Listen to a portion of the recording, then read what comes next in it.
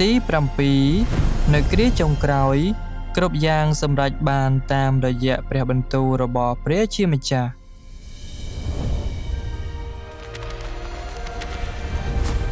1រាជរតាំងរបស់ព្រះជាម្ចាស់នៅទូទាំងពិភពលោកបានទទួលស្វាគមន៍ព្រះអម្ចាស់ដោយគ្រាន់តែឮព្រះសូរសៀងរបស់ទ្រង់នៅគ្រាចុងក្រោយព្រះអម្ចាស់យេស៊ូវបានយាងត្រឡប់មកវិញជាសាច់ឈាមជាលើកទី2ហើយទ្រង់គឺជាព្រះដ៏មានគ្រប់ព្រះជាស្ដាព្រះដ៏មានគ្រប់ព្រះជាស្ដាបានសម្ដែងចេញព្រះបន្ទូលដែលជាសេចក្តីពិតជាង10លានពាក្យបន្ទាប់ពីបានអានព្រះបន្ទូលរបស់ព្រះដ៏មានគ្រប់ព្រះជាស្ដាមនុស្សមកពីគ្រប់សាសនានិងនិកាយពីគ្រប់ប្រទេសនិងតំបន់ដែលស្រឡាញ់សេចក្តីពិតហើយទន្ទឹងរង់ចាំការលេចមករបស់ព្រះជាម្ចាស់បានទទួលស្គាល់ទាំងអស់គ្នាថានេះគឺជាព្រះសូរសៀងរបស់ព្រះជាម្ចាស់ដោយគ្មានការស្ទាក់ស្ទើរពួកគេបានទទួលយកកិច្ចការនៅគ្រាចុងក្រោយរបស់ព្រះដ៏មានគ្រប់ព្រះជាស្ដាហើយបានទទួលស្វាគមន៍ការយាងត្រឡប់មកវិញរបស់ព្រះអម្ចាស់ការនេះសម្រេចតាមព្រះបន្ទូលរបស់ព្រះអម្ចាស់យេស៊ូវយ៉ាងពិតប្រាកដដែលថាជាមខ្ញុំស្គាល់សំឡេងខ្ញុំហើយខ្ញុំក៏ស្គាល់ពួកវាដែរហើយពួកវាក៏ដើរតាមខ្ញុំផងអ្នកខ្លះនិយាយថាអ្នកធ្វើបន្ទាល់ថាព្រះអម្ចាស់យេស៊ូវបានយាងត្រឡប់មកវិញជាសាច់ឈាមប៉ុន្តែខ្ញុំនឹងមិនជឿទេលុះត្រាតែខ្ញុំបានឃើញព្រះដ៏មានគ្រប់ព្រះជាស្ដាដោយផ្ទាល់ភ្នែករបស់ខ្ញុំតើទស្សនៈនេះត្រឹមត្រូវដែរឬទេតោះយើងគិតអំពីរឿងនេះតើយើងបានជឿលើព្រះអម្ចាស់យេស៊ូវដោយសារតែយើងបានឃើញទ្រង់ឬទេយើងមិនបានឃើញព្រះអម្ចាស់យេស៊ូវដោយផ្ទាល់ភ្នែករបស់យើងទេគឺតាមរយៈគ្រូអធិប្បាយដែលបានចែករំលែកដំណឹងល្អរបស់ព្រះអម្ចាស់យេស៊ូវនិងតាមរយៈការអានព្រះបន្ទូលរបស់ទ្រង់នៅក្នុងព្រះគម្ពីរទើបយើងបានដឹងនិងជឿជាក់ថាព្រះបន្ទូលទាំងអស់របស់ទ្រង់គឺជាសេចក្តីពិតដូច្នេះហើយក៏បានទទួលយកទ្រង់ម្យ៉ាងទៀតតើការបានឃើញបុត្រមនុស្សដោយផ្ទាល់ភ្នែកមានន័យថាមនុស្សនឹងជឿលើទ្រង់ជាក់ជាមិនខានមែនទេកាលពី2000ឆ្នាំមុននៅពេលព្រះអម្ចាស់យេស៊ូវបានយាងមកទ្រង់បានមានបន្ទូលនឹងធ្វើកិច្ចការរបស់ទ្រង់ដោយផ្ទាល់ពួកផារីស៊ីទាំងអស់នៃសាសនាយូដាបានឃើញទ្រង់ដោយផ្ទាល់ភ្នែករបស់ពួកគេដូច្នេះហេតុអ្វីបានជាពួកគេមិនជឿថាព្រះយេស៊ូវគឺជាព្រះមេស៊ីដែលនឹងត្រូវយាងមកគឺដោយសារតែពួកគេមិនបានស្គាល់ព្រះអម្ចាស់យេស៊ូវតាមរយៈព្រះបន្ទូលរបស់ទ្រង់នោះហើយជាមូលហេតុដែលជំនឿលើព្រះអម្ចាស់មិនគួរផ្អែកលើការមើលឃើញដោយផ្ទាល់ភ្នែកទេគឺត្រូវផ្អែកលើព្រះសូរសៀងរបស់ព្រះជាម្ចាស់វិញព្រះសូរសៀងរបស់ព្រះជាម្ចាស់សំដៅលើគ្រប់ព្រះបន្ទូលទាំងអស់ដែលចេញពីព្រះអស់របស់ទ្រង់ព្រះបន្ទូលទាំងនេះគឺជាសេចក្តីពិតទាំងអស់ប្រសិនបើមាននរណាម្នាក់មិនអាចស្គាល់ថាព្រះបន្ទូលទាំងនេះគឺជាសេចក្តីពិតទេនោះទោះបីជាពួកគេបានឃើញបុត្រមនុស្សដោយផ្ទាល់ភ្នែកក៏ដោយក៏ពួកគេនៅតែមិនអាចស្គាល់ទ្រង់ថាជាព្រះជាម្ចាស់ដែលបានយកកំណើតជាមនុស្សដែរហើយពួកគេនឹងគ្រាន់តែប្រព្រឹត្តចំពោះទ្រង់ដូចជាមនុស្សសាមញ្ញម្នាក់ប៉ុណ្ណោះដូច្នេះអស់អ្នកដែលព្យាយាមស្គាល់ព្រះអម្ចាស់ដោយផ្អែកលើតែការមើលឃើញគឺជាមនុស្សល្ងង់ខ្លៅបំផុតមនុស្សបែបនេះនឹងមិនដែលស្គាល់ព្រះអម្ចាស់ឡើយដោយដែលព្រះគម្ពីរបានចែងថាជាមខ្ញុំស្គាល់សំឡេងខ្ញុំហើយខ្ញុំក៏ស្គាល់ពួកវាដែរហើយពួកវាក៏ដើរតាមខ្ញុំផងហេតុនេះជំនឿកើតឡើងដោយការស្ដាប់ឮហើយជាការស្ដាប់ឮនៅព្រះបន្ទូលរបស់ព្រះគ្រីស្ទព្រះដ៏មានគ្រប់ព្រះជាស្ដាមានបន្ទូលថាព្រះដែលយកកំណើតជាមនុស្សនឹងមានសារជាតិរបស់ព្រះជាម្ចាស់ហើយព្រះដែលយកកំណើតជាមនុស្សនឹងមានការសម្ដែងរបស់ព្រះជាម្ចាស់ដោយសារព្រះជាម្ចាស់បានត្រឡប់ជាសាច់ឈាមដូច្នេះទ្រង់នឹងសម្រេចកិច្ចការដែលទ្រង់ចង់ធ្វើហើយដោយសារតែព្រះជាម្ចាស់បានត្រឡប់ជាសាច់ឈាមដូច្នេះទ្រង់នឹងសម្ដែងអំពីលក្ខណៈរបស់ទ្រង់ហើយទ្រង់នឹងអាចនាំសេចក្តីពិតទៅកាន់មនុស្សប្រទានជីវិតដល់គេនិងដឹកនាំផ្លូវគេសាច់ឈាមដែលគ្មានសារជាតិរបស់ព្រះជាម្ចាស់ ច្បាស់ណាស់ថាមិនមែនជាព្រះដែលយកកំណើតជាមនុស្សចំពោះរឿងនេះវាគ្មានអ្វីដែលត្រូវសង្ស័យឡើយប្រសិនបើមនុស្សមានបំណងចង់ស្វែងយល់ថាតើវាជាសាច់ឈាមដែលយកកំណើតជាមនុស្សរបស់ព្រះជាម្ចាស់ឬយ៉ាងណានោះគេត្រូវតែបញ្ជាក់អះអាងការនេះដោយចេញពីនិស្ស័យដែលទ្រង់បង្ហាញចេញនិងព្រះបន្ទូលដែលទ្រង់មានបន្ទូលអាចនិយាយបានថាដើម្បីបញ្ជាក់អះអាងថាតើវាជាសាច់ឈាមដែលយកកំណើតជាមនុស្សរបស់ព្រះជាម្ចាស់និងថាតើវាជាផ្លូវដ៏ពិតឬអត់នោះគេត្រូវតែធ្វើការវែកញែកវាដោយឈរលើមូលដ្ឋាននៃសារជាតិរបស់ទ្រង់ហើយដើម្បីកំណត់ថាតើវាជាសាច់ឈាមរបស់ព្រះជាម្ចាស់ដែលយកកំណើតជាមនុស្សឬយ៉ាងណាចំណុចគន្លឹះស្ថិតនៅលើសារជាតិរបស់ទ្រង់កិច្ចការរបស់ទ្រង់ព្រះសូរសៀងរបស់ទ្រង់និស្ស័យរបស់ទ្រង់និងទិដ្ឋភាពជាច្រើនផ្សេងទៀតជាជាងផ្អែកលើរូបរាងពីខាងក្រៅតាមរយៈបទគម្ពីរនិងព្រះបន្ទូលរបស់ព្រះដ៏មានគ្រប់ព្រះជាស្ដាយើងអាចយល់ថាផ្លូវដើម្បីបញ្ជាក់ពីការយាងត្រឡប់មកវិញរបស់ព្រះអម្ចាស់ហើយដើរតាមព្រះជាម្ចាស់ដែលបានយកកំណើតជាមនុស្សគឺតាមរយៈការស្ដាប់ព្រះសូរសៀងរបស់ទ្រង់និងការអានព្រះបន្ទូលរបស់ទ្រង់មិនមែនដោយការវិនិច្ឆ័យតាមរូបរាងខាងក្រៅរបស់ទ្រង់នោះទេសប្តាហ៍ថ្ងៃនេះព្រះជាម្ចាស់បានត្រឡប់ជាសាច់ឈាមម្ដងទៀតដើម្បីមានបន្ទូលនិងធ្វើកិច្ចការនៅលើផែនដីប៉ុន្តែចំនួនមនុស្សដែលអាចជួបនឹងទ្រង់ខាងសាច់ឈាមផ្ទាល់បានគឺមានកំណត់គឺមានតែមនុស្សមួយក្រុមតូចប៉ុណ្ណោះអ្វីដែលព្រះជាម្ចាស់បើកសម្ដែងយ៉ាងពិតប្រាកដដល់មនុស្សមិនមែនជាសាច់ឈាមរបស់ទ្រង់ទេប៉ុន្តែគឺជាព្រះបន្ទូលដែលទ្រង់បានសម្ដែងចេញតាមរយៈការអានព្រះបន្ទូលរបស់ព្រះជាម្ចាស់យើងអាចស្គាល់កិច្ចការរបស់ព្រះជាម្ចាស់និស្ស័យរបស់ព្រះជាម្ចាស់សេចក្តីស្រឡាញ់របស់ព្រះជាម្ចាស់ចំពោះមនុស្សជាតិជាដើមជាមរបស់ព្រះជាម្ចាស់ស្គាល់ការលេចមករបស់ព្រះជាម្ចាស់តាមរយៈការលើព្រះសូរសៀងរបស់ទ្រង់ហើយទទួលយកសេចក្តីពិតដែលទ្រង់បានសម្ដែងចេញការនេះគឺប្រៀបដូចជាការបានឃើញព្រះភ័ក្ត្ររបស់ព្រះជាម្ចាស់គិតត្រឹមថ្ងៃនេះមនុស្សរាប់លាននាក់បានទទួលយកកិច្ចការនៅគ្រាចុងក្រោយរបស់ព្រះដ៏មានគ្រប់ព្រះជាស្ដារាជរតាំងរបស់ព្រះជាម្ចាស់ភាគច្រើននៅជុំវិញពិភពលោកមិនបានឃើញព្រះភ័ក្ត្ររបស់ព្រះដ៏មានគ្រប់ព្រះជាស្ដាដោយផ្ទាល់ភ្នែករបស់ពួកគេទេប៉ុន្តែពួកគេបានឮសេចក្តីពិតជាច្រើនដែលបានសម្ដែងចេញដោយព្រះដ៏មានគ្រប់ព្រះជាស្ដាដែលបានយកកំណើតជាមនុស្សហើយបានបញ្ជាក់ថាព្រះអម្ចាស់យេស៊ូវពិតជាបានយាងត្រឡប់មកវិញមែនហើយថាព្រះដ៏មានគ្រប់ព្រះជាស្ដាគឺជាព្រះអម្ចាស់យេស៊ូវដែលបានយាងត្រឡប់មកវិញតាមរយៈព្រះបន្ទូលរបស់ព្រះជាម្ចាស់ពួកគេបានឃើញការលេចមករបស់ទ្រង់ហើយបានចូលរួមពិធីមង្គលការកូនជៀមផ្ទៃរឿងនៃការលេចមករបស់ព្រះគ្រីស្ទនៅគ្រាចុងក្រោយ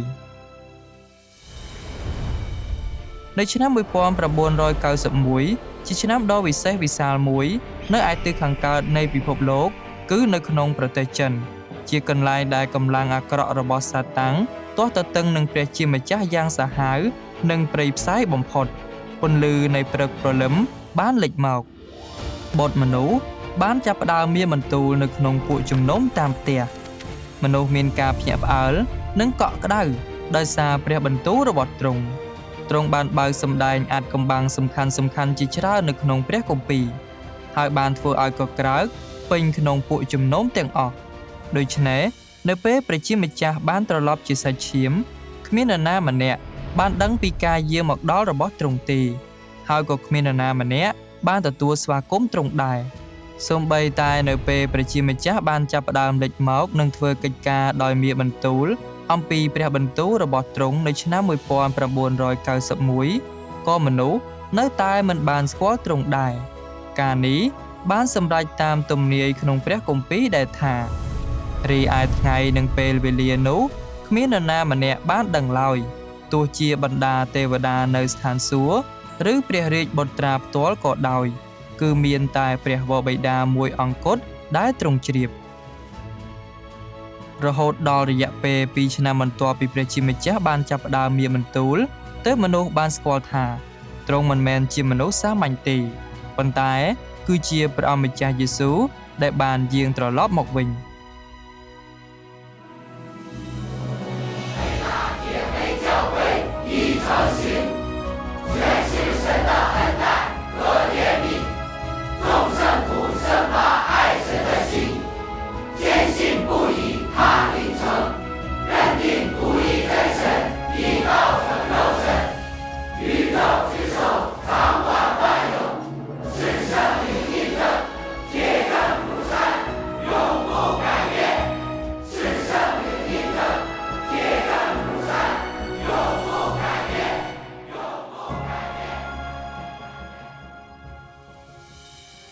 ព្រះគ្រីស្ទគឺជាប្រជាម្ចាស់ផ្ទាល់ប៉ុន្តែព្រះគ្រីស្ទមិនដែលអះអាងអំពីអត្តសញ្ញាណនិងឋានៈរបស់ទ្រង់ឡើយ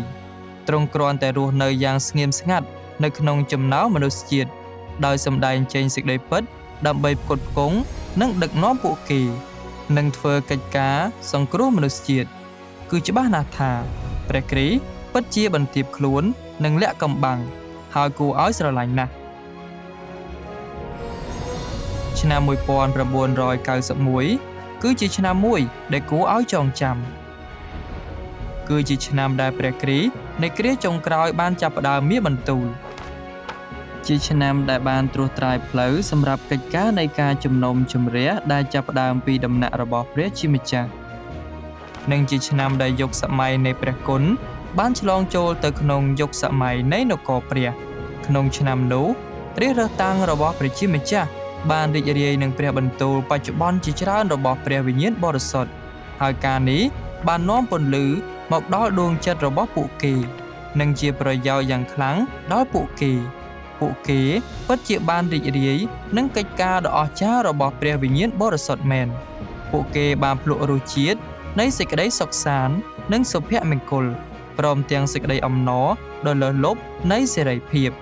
ដោយសារហេតុផលនេះហើយទើបរាជរើសតាំងរបស់ព្រះជាម្ចាស់ហើយឆ្នាំ1991ថាជាឆ្នាំមាស2ការលេចមករបស់ព្រះជាម្ចាស់គឺជាព្រះបន្ទូលលេចមកជាសាច់ឈាមមកទល់ពេលនេះគឺមានរយៈពេលជាង30ឆ្នាំហើយចាប់តាំងពីព្រះដ៏មានគ្រប់ព្រះចេស្តាបានចាប់ផ្ដើមកិច្ចការរបស់ទ្រង់នៅឆ្នាំ1991ទ្រង់បានសម្ដែងចេញព្រះបន្ទូលបន្តបន្ទាប់ជាង10លានពាក្យដែលទាំងអស់ត្រូវបានរួមបញ្ចូលក្នុងសៀវភៅព្រះបន្ទូលលេចមកជាសាច់ឈាមនេះគឺជាការសម្ដែងចេញចម្បងរបស់ព្រះជាម្ចាស់នៅគ្រាចុងក្រោយដោយសារព្រះបន្ទូលដែលជាសេចក្តីពិតជាង10លានពាក្យមិនអាចដាក់ក្នុងសៀវភៅតែមួយក្បាលបានព្រះបន្ទូលរបស់ព្រះដ៏មានគ្រប់ព្រះចេស្តាត្រូវបានចងក្រងជា7ភាគភាគ1ការលេចមកនិងកិច្ចការរបស់ព្រះជាម្ចាស់ភាគ2អំពីការស្គាល់ព្រះជាម្ចាស់ភាគ3ការអធិប្បាយរបស់ព្រះគ្រីស្ទនៃគ្រាចុងក្រោយភាគ4ការលាតត្រដាងពួកទទឹងនឹងព្រះគ្រីស្ទភាគ5ទំនួលខុសត្រូវរបស់អ្នកដឹកនាំនិងអ្នកធ្វើការភាគ6អំពីការដេញតាមសេចក្តីពិតភាគ7អំពីការដេញតាមសេចក្តីពិតតោះយើងមើលភាគនីមួយម្ដងមួយ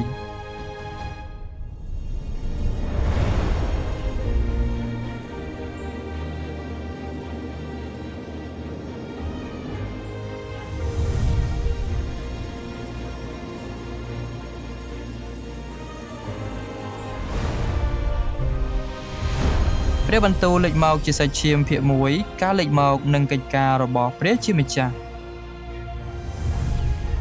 ភាគនេះគឺជាលើកដំបូងដែលចាប់តាំងពីការបង្កើតពិភពលោកមកដែលព្រះជាម្ចាស់បានមានបន្ទូលទៅកាន់មនុស្សជាតិទាំងអស់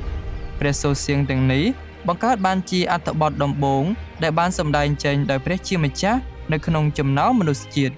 ដែលនៅក្នុងនោះទ្រង់បានលាតត្រដាងមនុស្សណែនាំពួកគេជំនុំជម្រះពួកគេនិងមានបន្ទូលអស់ពីព្រះハរតីជាមួយពួកគេហើយក៏ជាព្រះសូរសៀងដំបូងបង្អស់ដែលព្រះជាម្ចាស់ធ្វើឲ្យមនុស្សបានដឹងពីស្នាមព្រះបាទទារបស់ទ្រង់ ជាទីដែលទ្រង់គង់នៅនិស្ស័យរបស់ព្រះជាម្ចាស់អ្វីដែលព្រះជាម្ចាស់មាននិងអ្វីដែលជាទ្រង់ព្រះតម្រិះរបស់ព្រះជាម្ចាស់និងការយកព្រះハរតីទុកដាក់របស់ទ្រង់ចំពោះមនុស្សជាតិគេអាចនិយាយបានថានេះគឺជាព្រះសូរសៀងដំបូងបង្អស់ចាប់តាំងពីការបង្កើតពិភពលោកមកដែលព្រះជាម្ចាស់បានមានបន្ទូលទៅកាន់មនុស្សជាតិពីស្ថានសួគ៌ជាន់ទី3និងជាលើកដំបូងដែលព្រះជាម្ចាស់ប្រើអត្តសញ្ញាណដើមរបស់ទ្រង់ដើម្បីលេចមកហើយសម្ដែងចេញនៅព្រះសូរសៀងចេញពីព្រះハរតីរបស់ទ្រង់ទៅកាន់មនុស្សជាតិតាមរយៈព្រះបន្ទូលនៅក្នុងភាគនេះព្រះជាម្ចាស់សម្ដែងចេញព្រះបន្ទូលប្រកបដោយសិទ្ធិអំណាចនិងព្រះជាស្ដាក្នុងពេលជាមួយគ្នានេះទ្រង់ក៏បានបើកបង្ហាញអាចកំបាំងជាច្រើនផងដែរដូចជាអាចកំបាំងនៃផែនការគ្រប់គ្រងរយៈពេល 6000 ឆ្នាំរបស់ព្រះជាម្ចាស់រឿងរ៉ាវខាងក្នុងនិងគោលបំណងនៃកិច្ចការរបស់ព្រះជាម្ចាស់នៅក្នុងយុគសម័យនៃក្រឹតវិន័យយុគសម័យនៃព្រះគុណនិងយុគសម័យនៃនគរព្រះអាចកំបាំងនៃការយកកំណើតជាមនុស្សភាពខុសគ្នារវាងការបានសង្គ្រោះនិងការទទួលបានសេចក្តីសង្គ្រោះពេញលេញលទ្ធផលនិងគោលដៅនៃមនុស្សប្រភេទផ្សេងៗអាចកំបាំងនៃរាជ 1000 ឆ្នាំជាដើមនៅក្នុងភាគនេះទ្រង់ក៏បានជំនុំជម្រះនិងលាតត្រដាងនៅភាពមិនបរិសុទ្ធនិងចេតនានៅក្នុងជំនឿរបស់មនុស្សលើព្រះជាម្ចាស់ក៏ដូចជាសារជាតិធម្មជាតិរបស់មនុស្សជាតិដែលត្រូវបានសាតាំងធ្វើឲ្យពុករលួយយ៉ាងខ្លាំងនិស្ស័យសាតាំងរបស់ពួកគេជាដើមព្រះដ៏មានគ្រប់ព្រះចេស្តាបានសម្ដែងចេញនិងប្រទានដល់មនុស្សជាតិនៅសេចក្តីពិតទាំងអស់ដែលមនុស្សជាតិពុករលួយត្រូវការដើម្បីទទួលបានសេចក្តីសង្គ្រោះពេញលេញនិងត្រូវបានធ្វើឲ្យគ្រប់លក្ខសេចក្តីពិតទាំងនេះពោរពេញដោយអត្ថន័យនិងធ្វើឲ្យយើងឃើញច្បាស់បន្ទាប់ពីបានអានព្រះបន្ទូលទាំងនេះជាមជាច្រើនរបស់ព្រះជាម្ចាស់បានទទួលស្គាល់ថានេះគឺជាព្រះសូរសៀងរបស់ព្រះជាម្ចាស់ថាព្រះអម្ចាស់យេស៊ូវពិតជាបានយាងត្រឡប់មកវិញមែនហើយបានយាងត្រឡប់មកវិញជាសាច់ឈាមម្ដងទៀតដើម្បីមានបន្ទូលហើយថាព្រះដ៏មានគ្រប់ព្រះចេស្តាគឺជាព្រះអម្ចាស់យេស៊ូវដែលបានយាងត្រឡប់មកវិញ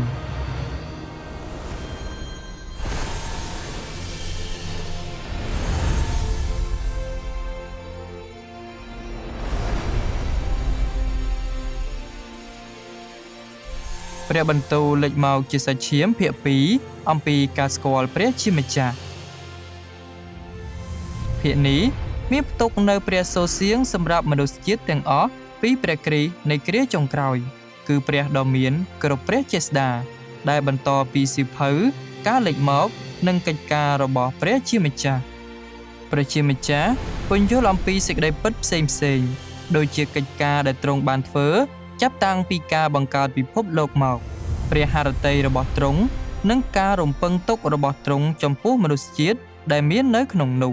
និងការបើកសម្ដែងអំពីកម្មសិទ្ធិនិងលក្ខណៈរបស់ព្រះជាម្ចាស់ចេញពីកិច្ចការរបស់ទ្រង់ក៏ដូចជាសេចក្តីសុចរិតរបស់ទ្រង់សិទ្ធិអំណាចរបស់ទ្រង់ភាពបរិសុទ្ធរបស់ទ្រង់និងការពិតដែលថាទ្រង់គឺជាប្រភពនៃជីវិតសម្រាប់គ្រប់អ្វីៗទាំងអស់កាលពីមុនពេលយើងអានព្រះគម្ពីរយើងគ្រាន់តែដឹងថាព្រះជាម្ចាស់បានបង្កើតផ្ទៃមេឃផែនដីរបស់សពសារពើនិងមនុស្សជាតិហើយថាព្រះអម្ចាស់យេស៊ូវត្រូវបានឆ្កាងដើម្បីប្រោះលោះមនុស្សជាតិនិងការពិតផ្សេងទៀតអំពីកិច្ចការពីអតីតកាលរបស់ព្រះជាម្ចាស់ពួកគ្រូគង្វាលបានត្រឹមតែពន្យល់យើងអំពីចំណេះដឹងខាងព្រះគម្ពីរប្រវត្តិសាស្ត្រមនុស្សនិងព្រឹត្តិការណ៍ប៉ុណ្ណោះប៉ុន្តែតើពួកគេបានដឹងពីព្រះតម្រិះនិងគំនិតរបស់ព្រះជាម្ចាស់ដែលត្រូវបានបើកសម្ដែងនៅពេលទ្រង់កំពុងធ្វើកិច្ចការរបស់ទ្រង់ទេតើពួកគេបានដឹងពីនិស្ស័យដែលព្រះជាម្ចាស់បានបើកសម្ដែងទេជាឧទាហរណ៍តើព្រះតម្រិះរបស់ព្រះជាម្ចាស់ជាអ្វីនៅពេលទ្រង់បានបង្កើតមនុស្សដំបូងហេតុអ្វីបានជាព្រះជាម្ចាស់បានតាំងសេចក្តីសញ្ញាជាមួយមនុស្សដោយប្រើឥន្ធនូហេតុអ្វីបានជាព្រះជាម្ចាស់សពព្រះតីនិងលោកណូអេលោកអាប់រ៉ាហាំនិងលោកយ៉ូបហេតុអ្វីបានជាព្រះអម្ចាស់យេស៊ូវបានលេចឲ្យមនុស្សឃើញរយៈពេល40ថ្ងៃបន្ទាប់ពីការរស់ឡើងវិញរបស់ទ្រង់ជាដើម ទាំងនេះគឺជារឿងដែលគ្មានមនុស្សណាម្នាក់អាចពន្យល់បានច្បាស់លាស់ឡើយនៅក្នុងភាគនេះព្រះជាម្ចាស់បានបើកបង្ហាញសេចក្តីពិតទាំងអស់នេះដល់មនុស្សទន្ទឹមនឹងនេះភាគនេះក៏បានបើកបង្ហាញពីរបៀបដែលព្រះជាម្ចាស់គ្រប់គ្រងលើពិភពដ៏ធំធេងរបៀបដែលទ្រង់គ្រប់គ្រងពិភពលោកដ៏ល្អិតល្អន់របៀបដែលទ្រង់ប្រាអធិបតេយ្យភាពលើពិភពរូបធាតុរបៀបដែលទ្រង់ជាអធិបតីលើពិភពខាងវិញ្ញាណនិងរបៀបដែលទ្រង់គ្រប់គ្រងចំណុចប្រសពសំខាន់ទាំង6នៅក្នុងជីវិតរបស់មនុស្សម្នាក់បន្ទាប់ពីបានអានសៀវភៅនេះអស់អ្នកដែលជឿលើព្រះជាម្ចាស់យ៉ាងពិតប្រាកដនឹងអាចបញ្ជាក់បានថាព្រះអង្គដែលអាចធ្វើកិច្ចការនេះហើយបើកសម្ដែងនិស្ស័យទាំងនេះគឺជាព្រះអង្គដែលជាអធិបតីលើគ្រប់អ្វីៗទាំងអស់ហើយពួកគេក៏អាចស្គាល់យ៉ាងពិតប្រាកដពីអត្តសញ្ញាណរបស់ព្រះជាម្ចាស់ឋានៈរបស់ទ្រង់និងសារជាតិរបស់ទ្រង់ដោយហេតុនោះក៏បានបញ្ជាក់ថាព្រះគ្រីស្ទនៃគ្រាចុងក្រោយគឺព្រះដ៏មានគ្រប់ព្រះចេស្តាគឺជាព្រះជាម្ចាស់ផ្ទាល់តែមួយគត់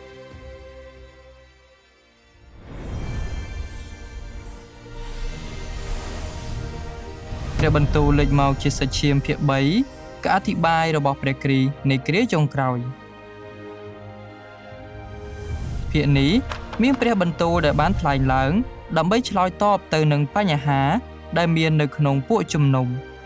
និងការលំបាកជាក់ស្ដែងដែលរិះរើសតាំងរបស់ព្រះជាម្ចាស់ប្រឈមមុខនឹងការចូលទៅក្នុងជីវិតរបស់ពួកគេ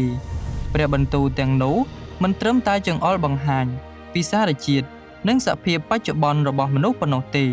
ប៉ុន្តែក៏បានបំភ្លឺដល់មនុស្សអំពីគោលដៅដែលពួកគេគួរតែដេញតាមផងដែរព្រះបន្ទូលទាំងនោះមានប្រយោជន៍យ៉ាងខ្លាំងសម្រាប់ការយល់ដឹងរបស់មនុស្សអំពីសេចក្តីពិតនិងការចូលទៅក្នុងជីវិតកាលពី2000ឆ្នាំមុនព្រះអង្គម្ចាស់យេស៊ូវបានបង្រៀនយើងឲ្យស្រឡាញ់អ្នកដទៃដូចខ្លួនឯងហើយឲ្យអត់ទោសដល់អ្នកដទៃប៉ុន្តែហេតុអ្វីបានជាយើងតែងតែមិនអាចធ្វើដូច្នេះបានគឺដោយសារតែនៅពេលនោះព្រះអង្គម្ចាស់យេស៊ូវបានត្រឹមតែផ្ដល់ឲ្យយើងនៅការបង្រៀនជាមូលដ្ឋានមួយចំនួនហើយមិនបានលាតត្រដាងពីឫសគល់នៃអំពើបាបរបស់យើងទេដោយសារមនុស្សមិនអាចទ្រាំទ្របានឥឡូវនេះព្រះដ៏មានគ្រប់ព្រះចេស្តាបានបើកសម្ដែងពីធម្មជាតិសាតាំងរបស់យើងហើយបានផ្ដល់នៅផ្លូវអនុវត្តជាច្រើនដូចជាតើអ្វីជាឫសគល់នៃអំពើបាបនិងការទាស់ទទឹងរបស់យើងនឹងព្រះជាម្ចាស់តើយើងអាចដោះស្រាយនិស្ស័យក្រអឺតក្រទមរបស់យើងដោយរបៀបណាតើយើងអាចក្លាយជាមនុស្សស្មោះត្រង់ដោយរបៀបណាតើយើងអាចចោះចូលនឹងព្រះជាម្ចាស់និងស្រឡាញ់ព្រះជាម្ចាស់ដោយរបៀបណាដូច្នេះភាគនេះបង្ហាញយើងពីផ្លូវដើម្បីរួចផុតពីអំពើបាបហើយធ្វើឲ្យយើងអាចទទួលបានសេចក្តីសង្គ្រោះពេញលេញបន្ទាប់ពីបានអានភាគនេះយើងឃើញថាព្រះគ្រីស្ទគឺជាសេចក្តីពិតជាផ្លូវនិងជាជីវិតដូច្នេះព្រះគ្រីស្ទអាចសម្ដែងចេញសេចក្តីពិតស្របតាមតម្រូវការរបស់មនុស្សគ្រប់ពេលវេលានិងគ្រប់ទីកន្លែងហើយទ្រង់អាចលាតត្រដាងសេចក្តីពុករលួយរបស់មនុស្សនិងចង្អុលបង្ហាញពីផ្លូវនៃការអនុវត្តគ្រប់ពេលវេលានិងគ្រប់ទីកន្លែងយើងទាំងអស់គ្នា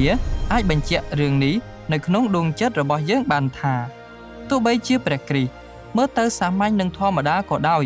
ក៏ទ្រង់គឺជាព្រះជាម្ចាស់ដែលបានយកកំណើតជាមនុស្សដែរយើងក៏បានឃើញដែរថាការដែលព្រះជាម្ចាស់យកកំណើតជាមនុស្សនៅគ្រាចុងក្រោយដើម្បីធ្វើកិច្ចការរបស់ទ្រង់គឺពិតជាមានប្រយោជន៍សម្រាប់ការសង្គ្រោះរបស់យើងមែន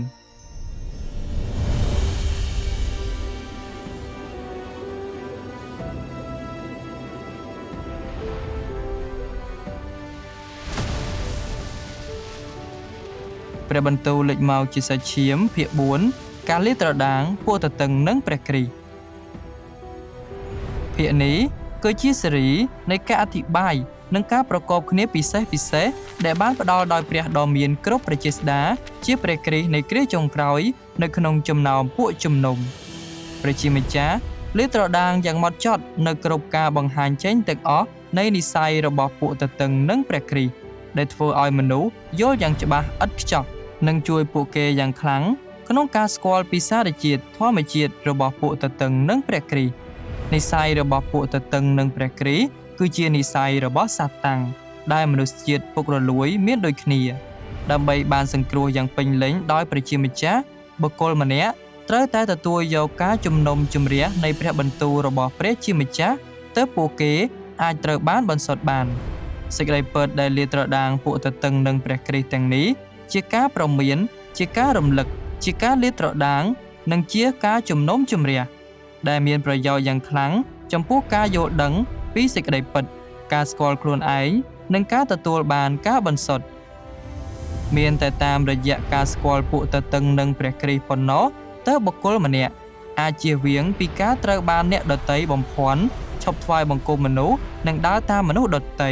ហើយសម្រេចបានលទ្ធផលនៃការដើរតាមការចោះចូលនិងការថ្វាយបង្គំព្រះជាម្ចាស់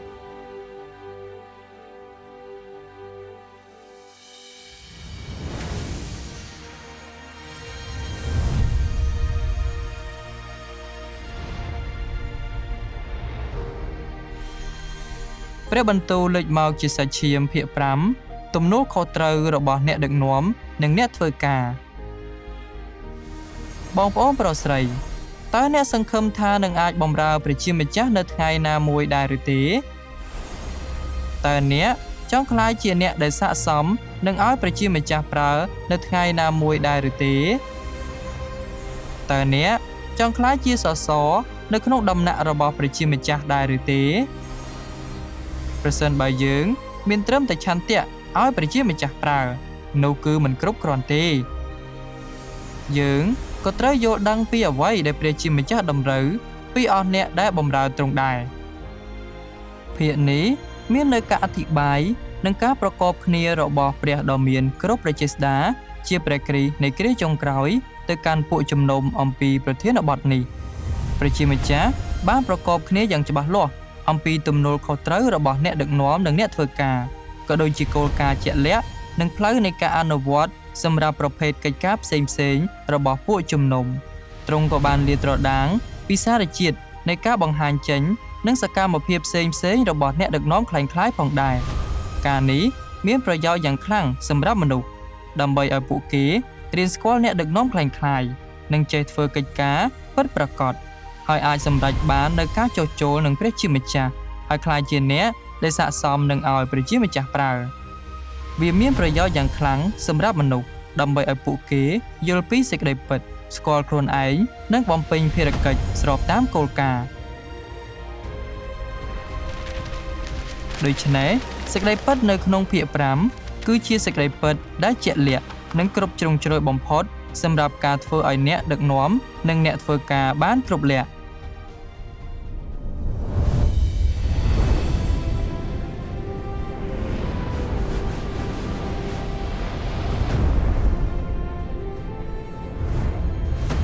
ព្រះបន្ទូលលេចមកជាសាច់ឈាមភាគ6និងភាគ7អំពីការដេញតាមសេចក្តីពិតភាគទាំងពីរនេះមាននៅការប្រកបគ្នានឹងការអធិប្បាយពិសេសរបស់ព្រះដ៏មានគ្រប់ព្រះចេស្តាជាព្រះគ្រីស្ទនៃគ្រាចុងក្រោយទៅកាន់ពួកជំនុំការអធិប្បាយនិងការប្រកបទាំងនេះពន្យល់យ៉ាងច្បាស់លាស់និងត្រង់អំពីអត្ថន័យនៃការដេញតាមសេចក្តីពិតនិងសារៈសំខាន់នៃការដេញតាមសេចក្តីពិតដោយលាតត្រដាងនៅការយល់ខុសផ្សេងនិងការយល់ដឹងដែលខុសទំនងរបស់មនុស្សអំពីការដេញតាមសេចក្តីពិតក៏ដូចជាគំនិតទស្សនៈខុសឆ្គងនិងអារម្មណ៍អវិជ្ជមានផ្សេងរបស់មនុស្សព្រមទាំងធ្វើការពិនិត្យពិច័យនិងដឹងជាក់លើរឿងទាំងនោះផងដែរលើសពីនេះទៅទៀតការអធិប្បាយនិងការប្រកបគ្នាទាំងនេះចង្អុលបង្ហាញដល់មនុស្សនៅផ្លូវដើម្បីដេញតាមសេចក្តីពិតនិងចូលទៅក្នុងតថភាពសេចក្តីពិតទាំងនេះមានសារៈសំខាន់យ៉ាងខ្លាំងសម្រាប់មនុស្សដែលដេញតាមសេចក្តីពិតដើម្បីសម្រេចបានសេចក្តីសង្គ្រោះពេញលេញបន្ទាប់ពីបានអានភាគទាំងពីរនេះអ្នកនឹងអាចបែងចែកបានរវាងអ្វីដែលវិជ្ជមាននិងអ្វីដែលអវិជ្ជមាន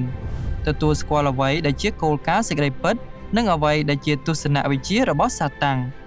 អ្នកនឹងមិនរស់នៅតាមទស្សនវិជ្ជារបស់សាតាំងទាំងនេះទៀតទេប៉ុន្តែនឹងបន្តិចម្ដងរស់នៅតាមព្រះបន្ទូលរបស់ព្រះជាម្ចាស់វិញ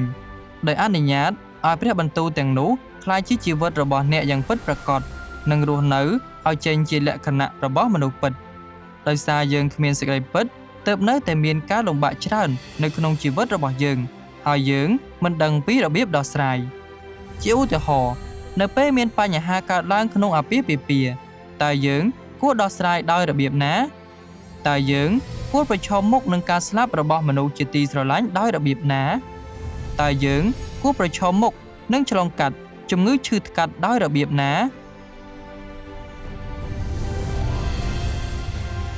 បន្ទាប់ពីអ្នកបានអានភាគទាំងពីរនេះអ្នកនឹងរកឃើញចម្លើយទាំងនេះអ្នកក៏នឹងមានអារម្មណ៍យ៉ាងពិតប្រាកដថាសេចក្តីពិតអាចរំដោះយើងឲ្យមានសេរីភាពដែលអាចឲ្យយើងរួចផុតពីចំណងនៃនិស្ស័យរបស់សាតាំងហើយថាព្រះបន្ទូលរបស់ព្រះជាម្ចាស់ពិតជាផ្លូវទៅមុខមែនដូច្នេះភាគទាំងពីរនេះធ្វើឲ្យគ្រប់លក្ខដល់អស់អ្នកដែលស្រឡាញ់សេចក្តីពិតដែលអាចឲ្យពួកគេទទួលបានសេចក្តីពិតនិងសម្រេចបានសេចក្តីសង្គ្រោះពេញលេញភាគទាំង7នៃព្រះបន្ទូលលេចមកជាសាច់ឈាមតំណាងឲ្យជំហាននៃកិច្ចការរបស់ព្រះជាម្ចាស់ភាគទាំងនេះគឺជាដំណើរការដែលមនុស្សត្រូវតែឆ្លងកាត់ដើម្បីទទួលបានសេចក្តីពិតនៅពេលព្រះជាម្ចាស់ដឹកនាំពួកគេមួយជំហានម្ដងហើយគ្មានជំហានណាមួយអាចរំលងបានឡើយព្រះបន្ទូលទាំងនេះលើសពីចំនួនព្រះបន្ទូលដែលបានថ្លែងដោយព្រះជាម្ចាស់នៅក្នុងយុគសម័យនៃក្រឹតវិន័យនិងយុគសម័យនៃព្រះគុណទៅទៀតព្រះគម្ពីរសញ្ញាចាស់និងសញ្ញាថ្មីរួមបញ្ចូលគ្នាមានប្រហែល800,000ពាក្យខណៈដែលព្រះបន្ទូលដែលបានសម្ដែងចេញដោយព្រះដ៏មានគ្រប់ព្រះចេស្តានៅគ្រាចុងក្រោយមានចំនួនជាង10លានពាក្យភាគទាំង7នេះសម្រេចតាមទំនាយយ៉ាងពិតប្រាកដដែលថាខ្ញុំនៅមានសេចក្តីជាច្រើនចង់ប្រាប់ដល់អ្នករាល់គ្នាប៉ុន្តែពេលនេះអ្នករាល់គ្នាមិនអាចទ្រាំនឹងសេចក្តីទាំងនេះបានទេយ៉ាងណាមិញកាលណាព្រះវិញ្ញាណនៃសេចក្តីពិតទ្រង់យាងមកដល់នោះទ្រង់នឹងនាំអ្នករាល់គ្នាចូលទៅក្នុងសេចក្តីពិតគ្រប់យ៉ាងអ្នកណាដែលមានត្រចៀកចូលស្ដាប់ព្រះបន្ទូលដែលព្រះវិញ្ញាណថ្លែងទៅកាន់ក្រុមជំនុំទាំងអម្បាលម៉ានចុះអស់អ្នកណាដែលមានជ័យជំនះខ្ញុំនឹងឲ្យអ្នកនោះបរិភោគពីដើមឈើនៃជីវិតដែលស្ថិតនៅចំកណ្ដាលស្ថានសួគ៌របស់ព្រះជាម្ចាស់ហើយព្រះអង្គបានមានបន្ទូលមកខ្ញុំថាវាត្រូវបានចប់ហើយខ្ញុំជាអាល់ហ្វានិងអូមេហ្កាជាទីចាប់ផ្ដើមហើយជាទីបញ្ចប់ជាទី1និងចុងបង្អស់ខ្ញុំនឹងប្រទានដល់អ្នកណាដែលស្រេកឲ្យផឹកចេញពីប្រភពទឹកនៃជីវិតដោយឥតគិតថ្លៃព្រះដ៏មានគ្រប់ព្រះចេស្តាមានបន្ទូលថា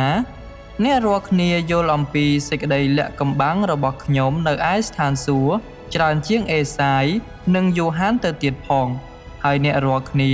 ក៏ស្គាល់ពីភាពគួរឲ្យស្រឡាញ់និងភាពគួរឲ្យគោរពរបស់ខ្ញុំច្រើនជាងពួកបរិសុទ្ធទាំងអស់កាលពីអតីតកាលផងដែរអ្វីដែលអ្នករាល់គ្នាបានទទួលមិនគ្រាន់តែជាសេចក្តីពិតជាផ្លូវនិងជាជីវិតរបស់ខ្ញុំប៉ុណ្ណោះទេប៉ុន្តែជានិមិត្តនិងការបើកសម្ដែងដែលអស្ចារ្យជាងអ្វីដែលយូហានបានទទួលទៅទៀតអ្នករាល់គ្នាយល់នៅសេចក្តីលាក់កំបាំងច្រើនលើសនេះទៅទៀតហើយក៏បានសម្លឹងឃើញព្រះភ័ក្ត្រពិតរបស់ខ្ញុំផងដែរអ្នករាល់គ្នាបានទទួលការជំនុំជម្រះរបស់ខ្ញុំកាន់តែច្រើនហើយក៏ស្គាល់អំពីនិស្ស័យសុចរិតរបស់ខ្ញុំកាន់តែច្រើនផងដែរហើយទោះបីជាអ្នករាល់គ្នាបានកើតមកនៅគ្រាចុងក្រោយក៏ដោយក៏អ្នករាល់គ្នាមានការយល់ដឹងអំពីរឿងដែលកើតឡើងពីអតីតកាលនិងពីសម័យមុន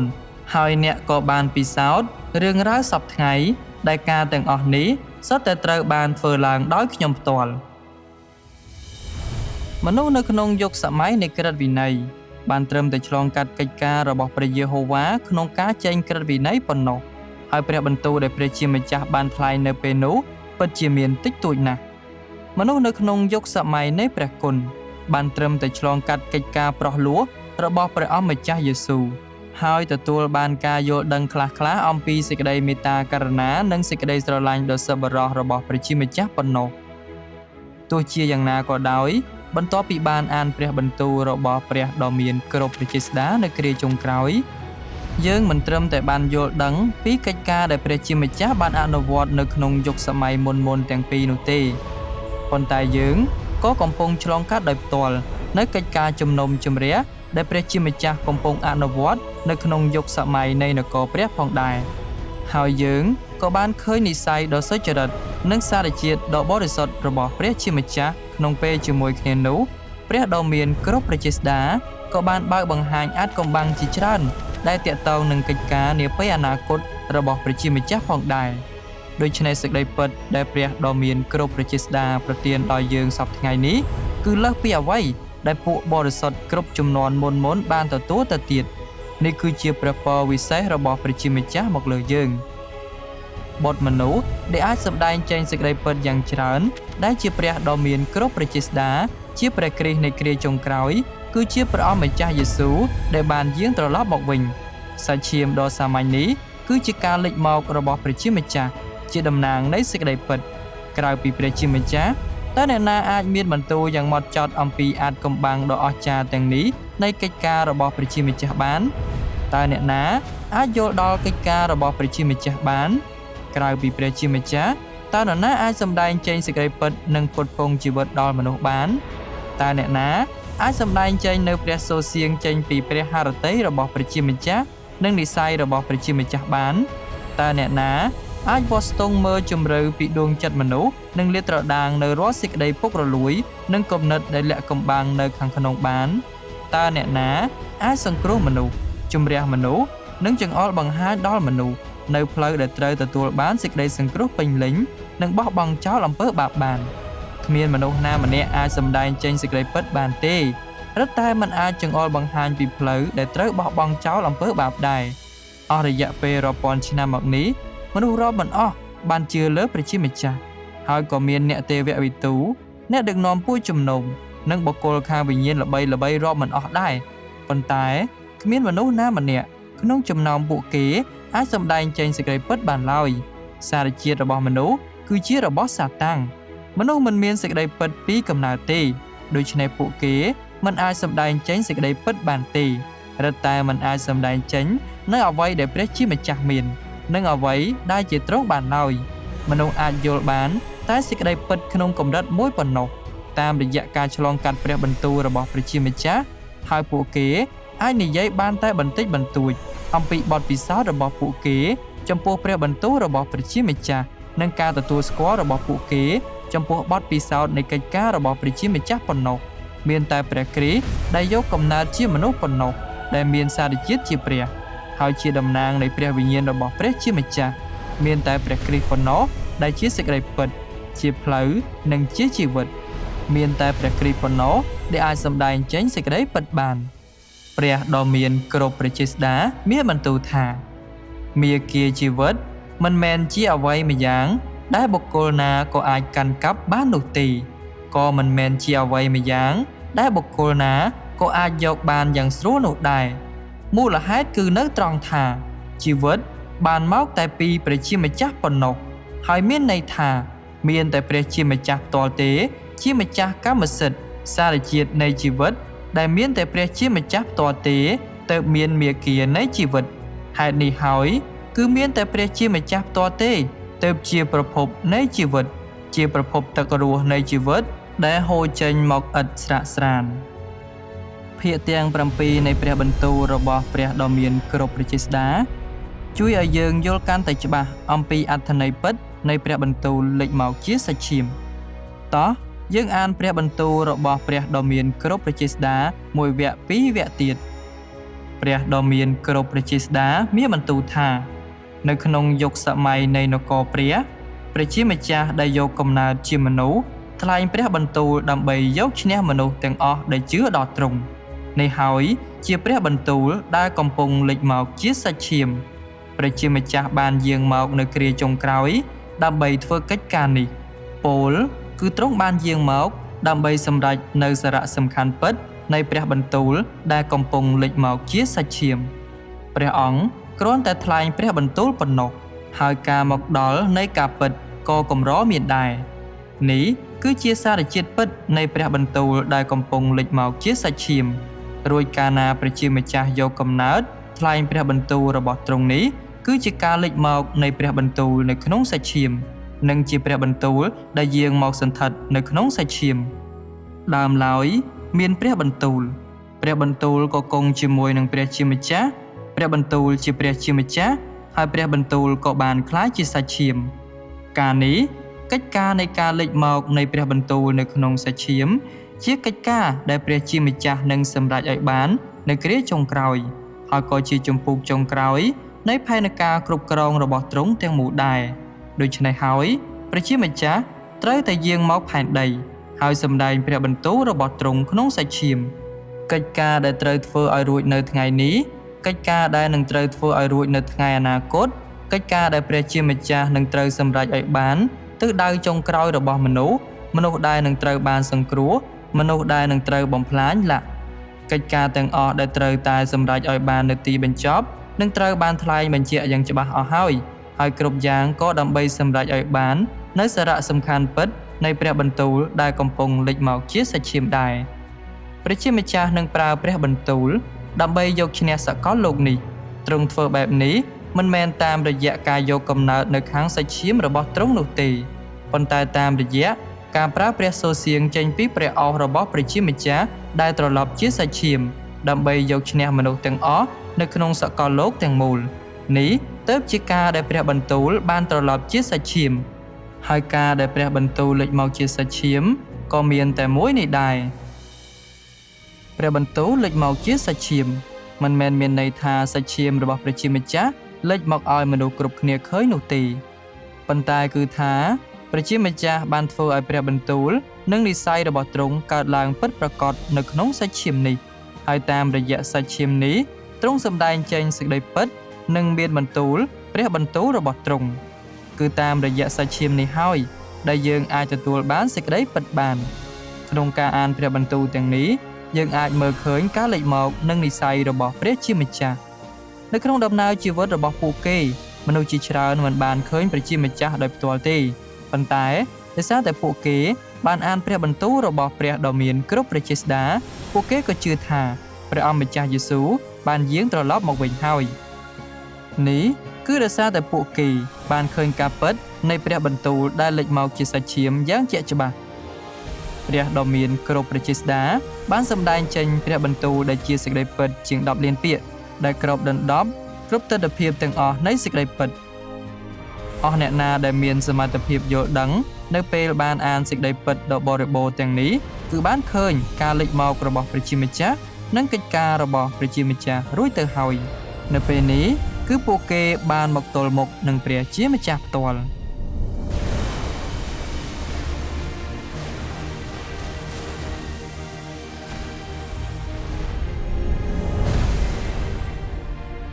3ដំណឹងល្អអំពីនគរព្រះបានផ្សព្វផ្សាយទៅទូទាំងពិភពលោកព្រះបន្ទូលដែលបានសម្ដែងចេញដោយព្រះដ៏មានគ្រប់ព្រះចេស្តាត្រូវបានបកប្រែជាង40ភាសាហើយមានផ្ដល់ជូនដោយសេរីនៅលើអ៊ីនធឺណិតសម្រាប់មនុស្សជាតិទាំងអស់ស្វែងរកនិងពិនិត្យពិច័យព្រះបន្ទូលរបស់ព្រះជាម្ចាស់កំពុងផ្សព្វផ្សាយកាន់តែទូលំទូលាយឡើងជារៀងរាល់ថ្ងៃមនុស្សមកពីគ្រប់ជាតិសាសន៍និងតំបន់ដែលទន្ទឹងរង់ចាំសេចក្តីពិតបានឮព្រះបន្ទូលរបស់ព្រះដ៏មានគ្រប់ព្រះចេស្តាបានទទួលស្គាល់ព្រះបន្ទូលទាំងនោះថាជាព្រះសូរសៀងរបស់ព្រះជាម្ចាស់ហើយបានជឿយ៉ាងមុតមាំថាព្រះដ៏មានគ្រប់ព្រះចេស្តាគឺជាព្រះអម្ចាស់យេស៊ូវដែលបានយាងត្រឡប់មកវិញម្នាក់ហើយម្នាក់ទៀតពួកគេកំពុងបែរមករកព្រះដ៏មានគ្រប់ព្រះចេស្តាពួកជំនុំនៃព្រះដ៏មានគ្រប់ព្រះចេស្តាកំពុងដុះឡើងនៅគ្រប់ប្រទេសនិងតំបន់ដូចផ្សិតម្នាក់ហើយម្នាក់ទៀតរាជរតាំងរបស់ព្រះជាម្ចាស់នៅទូទាំងពិភពលោកបានចាប់ផ្ដើមផ្សព្វផ្សាយព្រះបន្ទូលរបស់ព្រះដ៏មានគ្រប់ព្រះចេស្តានិងធ្វើបន្ទាល់អំពីកិច្ចការរបស់ទ្រង់គ្រប់វិនាទីដែលកន្លងផុតទៅដំណឹងល្អអំពីនគរព្រះរបស់ព្រះដ៏មានគ្រប់ព្រះចេស្តាបន្តផ្សព្វផ្សាយទៅយ៉ាងទូលំទូលាយជារៀងរាល់ថ្ងៃមនុស្សជាច្រើនមកពីគ្រប់ទិសទីនៃពិភពលោកកំពុងពិនិត្យពិច័យកិច្ចការរបស់ព្រះដ៏មានគ្រប់ព្រះចេស្តានៅគ្រាចុងក្រោយនិងទទួលយកដំណឹងល្អរបស់ព្រះដ៏មានគ្រប់ព្រះចេស្តា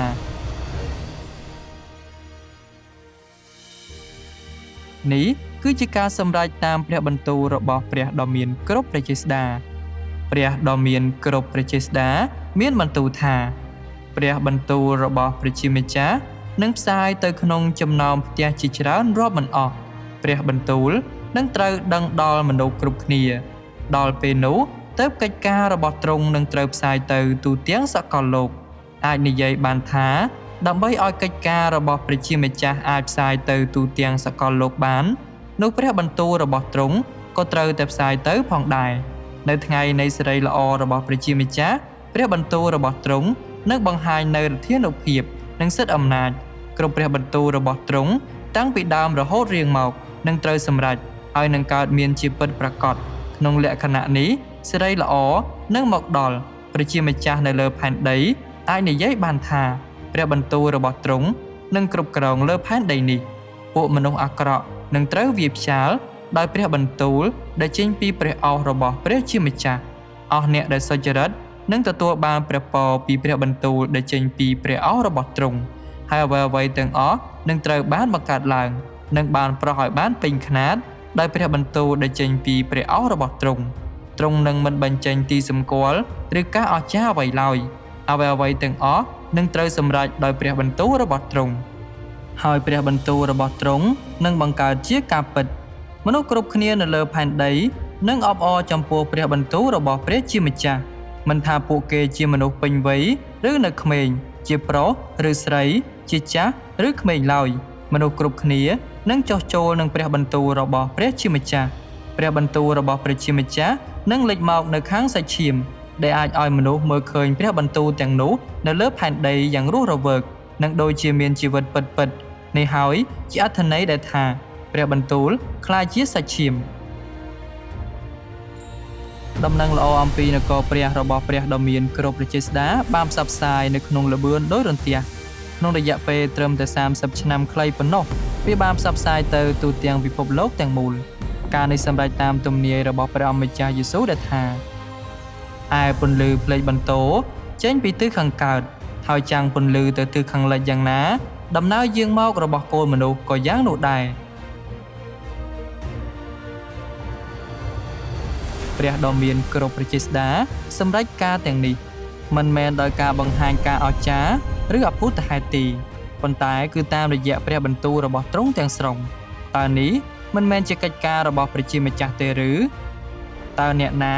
ក្នុងចំណោមមនុស្សជាតិអាចសម្រេចរឿងបែបនេះបាននេះគឺជាភស្តុតាងដែលមិនអាចប្រកែកបាននៃកិច្ចការរបស់ព្រះវិញ្ញាណបរិសុទ្ធដែលបញ្ជាក់យ៉ាងពេញលេញថាព្រះដ៏មានគ្រប់ព្រះចេស្តាគឺជាព្រះអម្ចាស់យេស៊ូវដែលបានយាងត្រឡប់មកវិញនេះគឺជាការពិតដែលគ្មាននរណាម្នាក់អាចបដិសេធបានឡើយ4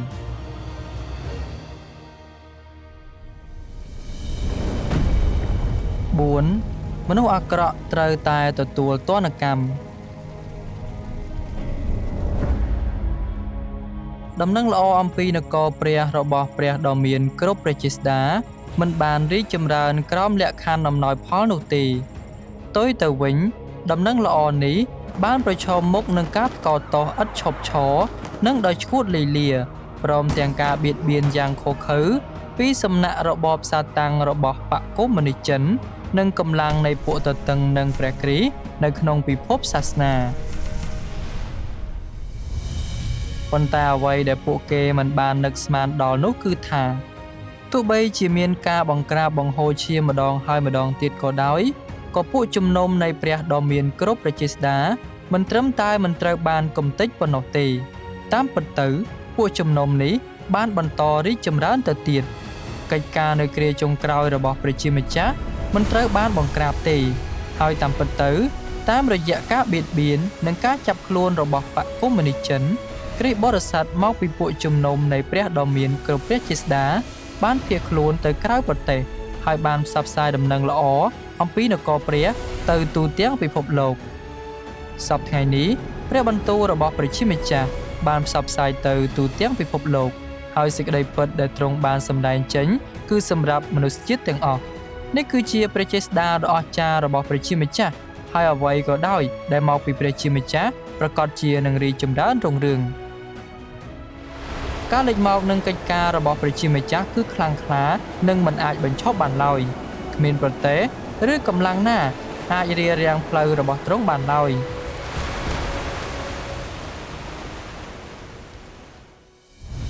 របបបកកុម្មុយនីសចិននិងកម្លាំងនៃពួកតតឹងនិងព្រះគ្រីស្ទនៅក្នុងពិភពសាសនា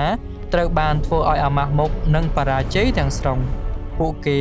បានប្រព្រឹត្តអំពើបាបដ៏សាហាវយង់ឃ្នងគឺការប្រមាថដល់ព្រះវិញ្ញាណបរិសុទ្ធនិងការឆ្កាងព្រះជាម្ចាស់ម្ដងទៀត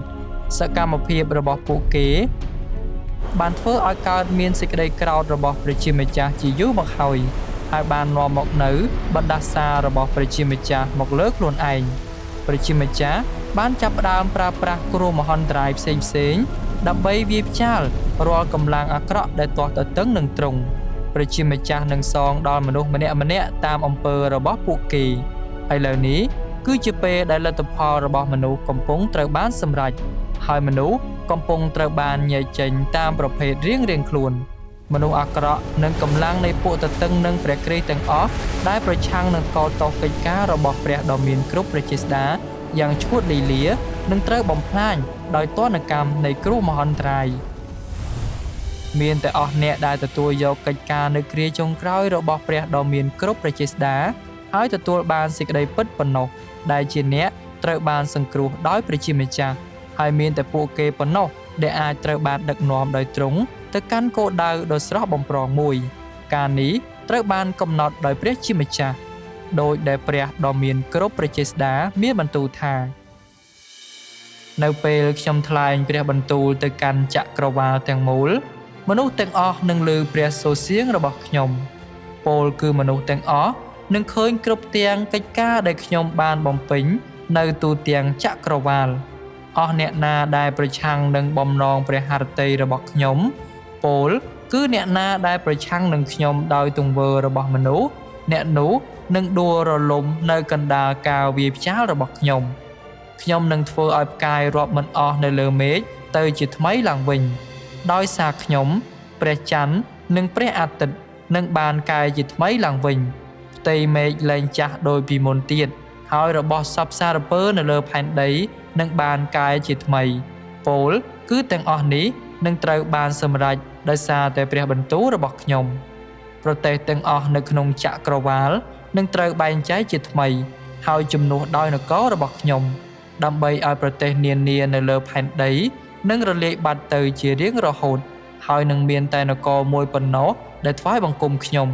ប្រទេសទាំងអស់នៅលើផែនដីនឹងត្រូវបានបំផ្លាញហើយលែងមានតទៅទៀតនៅក្នុងចំណោមមនុស្សលោកដែលស្ថិតក្នុងចក្រវាឡអស់អ្នកណាដែលជារបស់អារ្យនឹងត្រូវវិនាសសាបសូន្យអស់អ្នកណាដែលថ្វាយបង្គំសាតាំងនឹងដួលរលំនៅកណ្ដាលភ្លើងដែលឆេះសន្ធោសន្ធៅរបស់ខ្ញុំពោលគឺមនុស្សទាំងអស់នឹងคล้ายទៅជាផេះលើកលែងតែអស់អ្នកដែលស្ថិតនៅក្នុងអូនាពេលបច្ចុប្បន្ននេះប៉ុណ្ណោះនៅពេលខ្ញុំវាយផ្ចាលប្រជារាស្ត្រនីមួយៗសហគមន៍សាសនានានាក្នុងកម្រិតខុសៗគ្នានឹងត្រឡប់មកនគររបស់ខ្ញុំវិញហើយត្រូវបានយកឈ្នះតាមរយៈកិច្ចការរបស់ខ្ញុំព្រោះពួកគេនឹងបានឃើញថាព្រះដ៏វិសុទ្ធដែលគង់លើពពកសបានយាងមកដល់ហើយមនុស្សទាំងអស់នឹងត្រូវញែកពីគ្នាទៅតាមប្រភេទរបស់ពួកគេ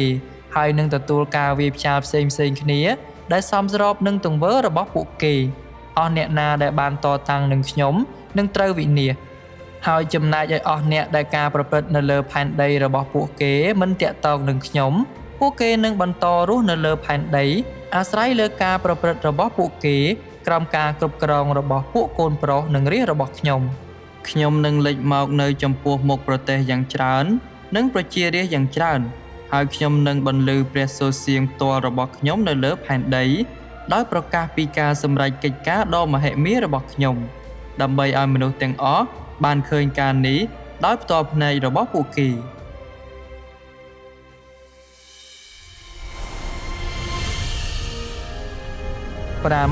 ព្រះជាម្ចាស់គឺជាប្រភពនៃសេចក្តីពិត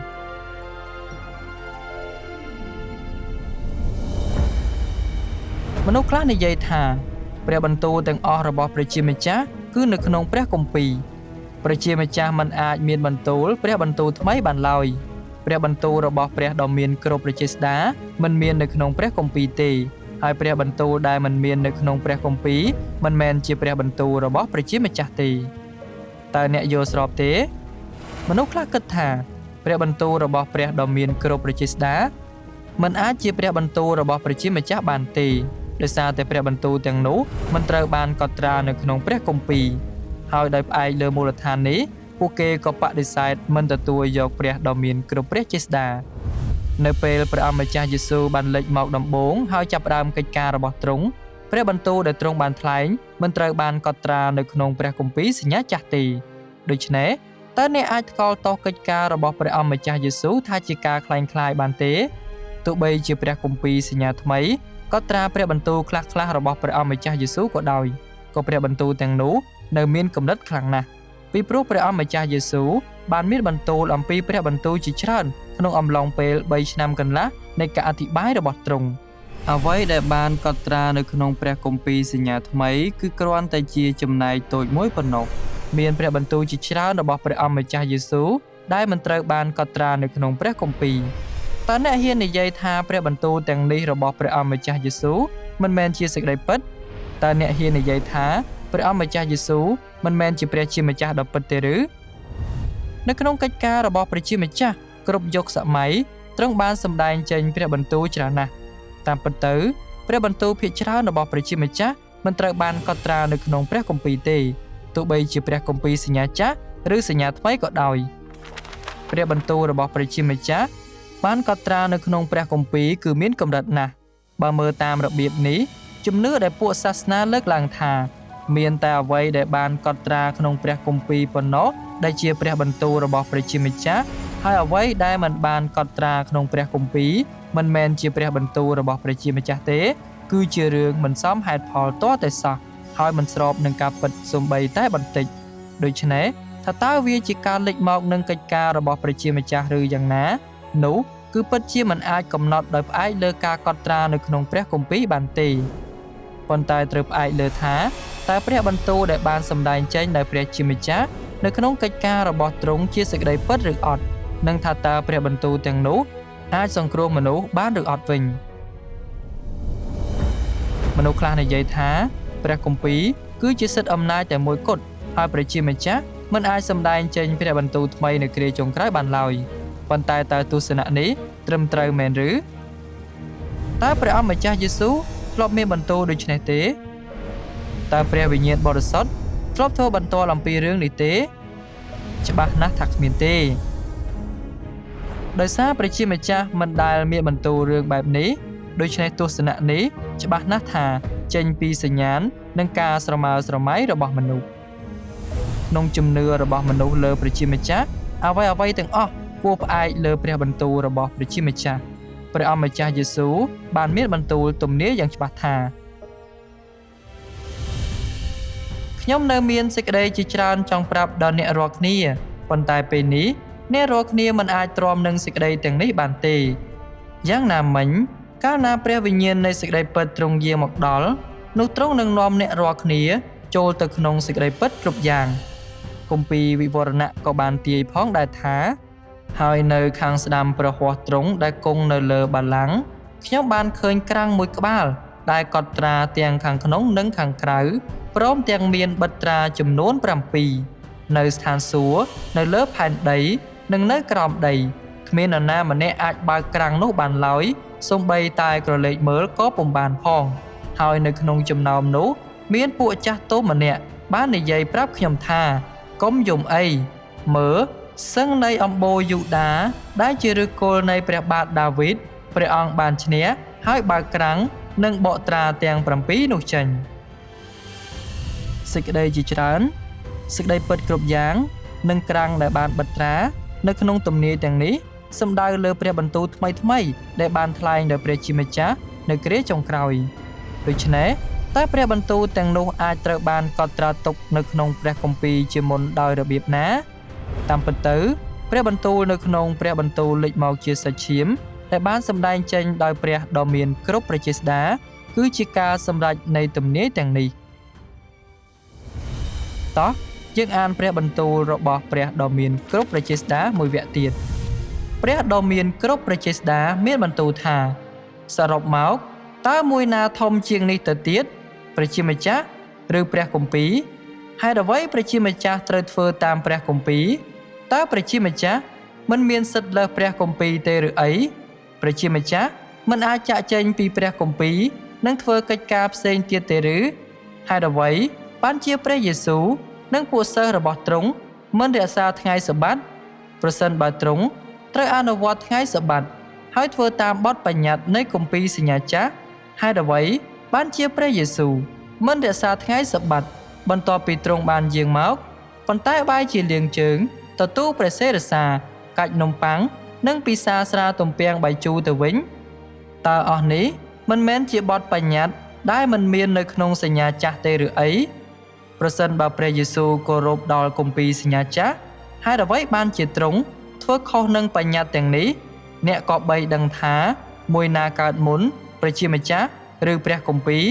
ក្នុងនាមជាម្ចាស់នៃថ្ងៃសបាតតើទ្រង់មិនមែនជាព្រះអម្ចាស់នៃព្រះគម្ពីរទេឬអីប្រសិនបើអ្នកចង់ឃើញកិច្ចការយុគសម័យនៃក្រឹតវិន័យនិងចង់ឃើញពីរបៀបដែលសាសអ៊ីស្រាអែលធ្វើតាមផ្លូវរបស់ព្រះយេហូវ៉ានោះអ្នកត្រូវអានព្រះគម្ពីរសញ្ញាចាស់ប្រសិនបើអ្នកចង់យល់ពីកិច្ចការនៃយុគសម័យនៃព្រះគុណនោះអ្នកត្រូវតែអានព្រះគម្ពីរសញ្ញាថ្មីប៉ុន្តែតើអ្នកមើលឃើញកិច្ចការនៃគ្រាចុងក្រោយបានយ៉ាងដូចម្តេចអ្នកត្រូវតែទទួលយកការដឹកនាំរបស់ព្រះជាម្ចាស់នៅសប្តាហ៍ថ្ងៃនេះហើយចូលទៅក្នុងកិច្ចការរបស់ព្រះជាម្ចាស់នៅសប្តាហ៍ថ្ងៃនេះត្បិតនេះជាកិច្ចការថ្មីហើយគ្មាននរណាម្នាក់ធ្លាប់បានកត់ទុកនៅក្នុងព្រះគម្ពីរទេសប្តាហ៍ថ្ងៃនេះព្រះជាម្ចាស់បានត្រឡប់ជាសាច់ឈាមហើយបានជ្រើសរើសមនុស្សមួយក្រុមទៀតដែលត្រូវបានរើសតាំងនៅប្រទេសចិនព្រះជាម្ចាស់ធ្វើការនៅក្នុងមនុស្សទាំងនេះទ្រង់បន្តពីកិច្ចការរបស់ទ្រង់នៅលើផែនដីហើយបន្តពីកិច្ចការអំពីយុគសម័យនៃព្រះគុណកិច្ចការនៅថ្ងៃនេះគឺជាផ្លូវដែលមនុស្សមិនធ្លាប់បានដើរហើយជាផ្លូវដែលមិនមាននរណាម្នាក់បានឃើញឡើយវាគឺជាកិច្ចការដែលមិនធ្លាប់បានធ្វើពីមុនមកវាជាកិច្ចការថ្មីបំផុតរបស់ព្រះជាម្ចាស់នៅលើផែនដីនេះដូច្នេះកិច្ចការដែលមិនធ្លាប់បានធ្វើពីមុនមិនមែនជាប្រវត្តិសាស្ត្រទេពីព្រោះឥឡូវគឺជាពេលឥឡូវនេះហើយមិនទាន់ត្រឡប់ជាអតីតកាលនៅឡើយទេមនុស្សមិនដឹងថាព្រះជាម្ចាស់បានធ្វើកិច្ចការធំជាងថ្មីជាងនៅលើផែនដីនិងធ្វើកិច្ចការក្រៅពីអ៊ីស្រាអែលហើយលើសពីវិសាលភាពនៃព្រំដែនអ៊ីស្រាអែលហើយលើសពីទំនាយរបស់ពួកហោរានោះគឺជាកិច្ចការថ្មីនិងអស្ចារ្យនៅខាងក្រៅសេចក្តីទំនាយនិងកិច្ចការថ្មីដែលហួសពីប្រទេសអ៊ីស្រាអែលនិងជាកិច្ចការដែលមនុស្សមិនអាចយល់បាននិងស្រមៃដល់តើព្រះគម្ពីរអាចមានការកត់ទុកជាក់លាក់អំពីកិច្ចការបែបនេះបានយ៉ាងដូចម្តេចតើអ្នកណាអាចកត់ទុកបានគ្រប់ជ្រុងជ្រោយអំពីកិច្ចការសពថ្ងៃនេះជាមុនដោយមិនមានសល់អ្វីបាន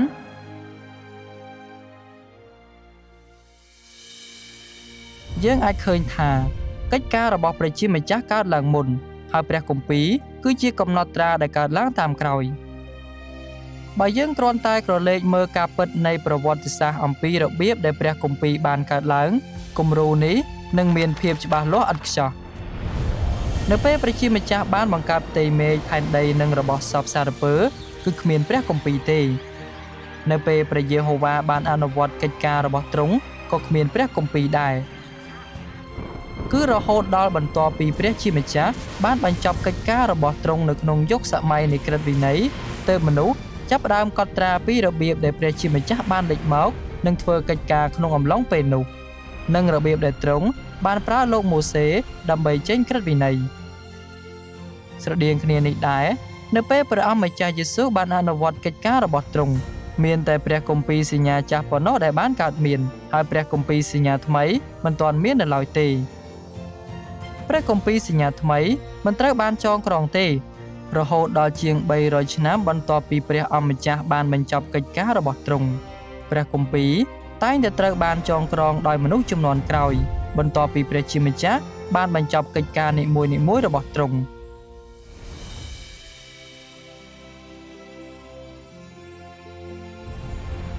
កិច្ចការរបស់ព្រះជាម្ចាស់កើតឡើងមុនហើយព្រះគម្ពីរត្រូវបានចងក្រងតាមក្រោយនេះគឺជាលំនាំដូច្នេះព្រះបន្ទូលនឹងកិច្ចការរបស់ព្រះជាម្ចាស់នៅក្នុងដំណាក់កាលណាមួយមិនអាចត្រូវបានកត់ត្រានៅក្នុងព្រះគម្ពីរជាមុនបានឡើយ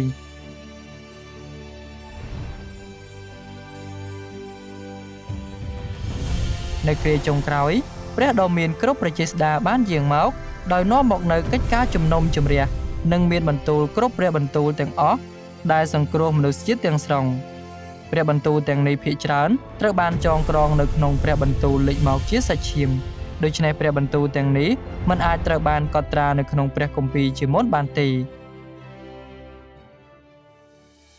កាលពី 2000 ឆ្នាំមុនពួកផារីស៊ីបានធ្វើកំហុសដូចគ្នានេះដែរពួកគេបានកំណត់កិច្ចការរបស់ព្រះជាម្ចាស់ត្រឹមតែព្រះបន្ទូលនៅក្នុងព្រះគម្ពីរហើយបានប្រើបទគម្ពីរដើម្បីជំនុំជម្រះនិងថ្កោលទោសព្រះបន្ទូលថ្មីៗនិងកិច្ចការថ្មីៗរបស់ព្រះអម្ចាស់យេស៊ូវដូច្នេះព្រះអម្ចាស់យេស៊ូវបានមានបន្ទូលទៅកាន់ពួកគេថាចូលស្រាវជ្រាវបទគម្ពីរបិទអ្នករាល់គ្នាគិតថាអ្នកមានជីវិតអស់កលចេញពីគម្ពីរនោះពោលគឺគម្ពីរនោះហើយដែលធ្វើបន្ទាល់អំពីខ្ញុំហើយអ្នករាល់គ្នានឹងមិនប្រមមកឲ្យខ្ញុំដែលប្រទានឲ្យអ្នករាល់គ្នាមានជីវិតឡើយព្រះគម្ពីរគ្រាន់តែធ្វើបន្ទាល់អំពីព្រះជាម្ចាស់ប៉ុណ្ណោះប៉ុន្តែព្រះគម្ពីរផ្ទាល់មិនអាចផ្ដល់ជីវិតដល់មនុស្សបានទេព្រះជាម្ចាស់គឺជាព្រះអម្ចាស់នៃព្រះគម្ពីរហើយមានតែព្រះជាម្ចាស់ប៉ុណ្ណោះដែលជាប្រភពនៃជីវិតនៅក្នុងគ្រប់យុគសម័យព្រះជាម្ចាស់សម្ដែងចេញព្រះបន្ទូលរបស់ទ្រង់ស្របតាមតម្រូវការរបស់មនុស្សជាតិនៅក្នុងយុគសម័យនៃក្រឹតវិន័យព្រះជាម្ចាស់បានត្រឹមតែផ្ដល់ឲ្យមនុស្សជាតិនៅបញ្ញត្តិធម្មតាដើម្បីរារាំងពួកគេដើម្បីឲ្យពួកគេបានដឹងពីអំពើបាបព្រះបន្ទូលទាំងនេះត្រូវបានកត់ត្រានៅក្នុងព្រះគម្ពីរសញ្ញាចាស់នៅក្នុងយុគសម័យនៃព្រះគុណព្រះអម្ចាស់យេស៊ូវបានលេចមកធ្វើកិច្ចការដើម្បីបង្រៀនមនុស្សជាតិឲ្យលន់តួបាបនិងប្រែចិត្តព្រះបន្ទូលទាំងនេះត្រូវបានកត់ត្រានៅពេលក្រោយនៅក្នុងព្រះគម្ពីរសញ្ញាថ្មីនៅក្នុងយុគសម័យនៃនគរព្រះដ៏មានគ្រប់ព្រះចេស្តាបានលេចមកហើយបើកក្រាំងដែលបានបិទត្រាដោយសម្ដែងចេញនៅសេចក្តីពិតដែលកាន់តែជ្រៅនិងកាន់តែខ្ពស់ដើម្បីដកចេញនៅធម្មជាតិបាបរបស់យើងហើយជំរះនិងសង្គ្រោះមនុស្សជាតិទាំងស្រុងពីចំណុចនេះយើងអាចឃើញថាកិច្ចការរបស់ព្រះជាម្ចាស់កំពុងឈានទៅមុខជាលំដាប់ហើយព្រះបន្ទូលដែលព្រះជាម្ចាស់មានបន្ទូលកាន់តែជ្រៅនិងកាន់តែជ្រាលជ្រៅស្របតាមការវិវត្តនៃយុគសម័យនិងតម្រូវការរបស់មនុស្សជាតិតោះយើងអានព្រះបន្ទូលរបស់ព្រះដ៏មានគ្រប់ព្រះចេស្តាមួយវគ្គហើយបញ្ហានេះនឹងកាន់តែច្បាស់ឡើងព្រះដ៏មានគ្រប់ព្រះចេស្តាមានបន្ទូលថារឿងពិតដែលខ្ញុំចង់ពន្យល់នៅទីនេះគឺថាលក្ខណៈនិងកម្មសិទ្ធិរបស់ព្រះជាម្ចាស់គឺមិនចេះអស់និងគ្មានដែនកំណត់អស់កលជានិច្ចព្រះជាម្ចាស់គឺជាប្រភពនៃជីវិតនិងរបស់សពសារពើភាវៈដែលព្រះបានបង្កើតមកមិនអាចវាស់ស្ទង់ព្រះជាម្ចាស់បានឡើយចុងក្រោយខ្ញុំនៅតែក្រើនរំលឹកដល់អ្នកគ្រប់គ្នាថាកុំដាក់កំហិតព្រះជាម្ចាស់ត្រឹមនៅក្នុងសៀវភៅ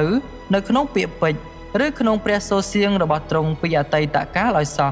មានពាក្យតែមួយម៉ាត់គត់ដែលអាចពណ៌នាអំពីលក្ខណៈតែមួយនៃកិច្ចការរបស់ព្រះជាម្ចាស់បានហើយពាក្យមួយម៉ាត់នោះគឺថ្មីព្រះអង្គមិនសពព្រះハរតីដើរតាមមាគ៌ាចាស់ឬធ្វើកិច្ចការរបស់ទ្រង់ដដែលឡើយជាងនេះទៅទៀតព្រះអង្គមិនចង់ឲ្យមនុស្សថ្វាយបង្គំទ្រង់ដោយដាក់កំហិតទ្រង់នៅក្នុងវិសាលភាពជាក់លាក់ណាមួយឡើយនេះហើយជានិស្ស័យរបស់ព្រះជាម្ចាស់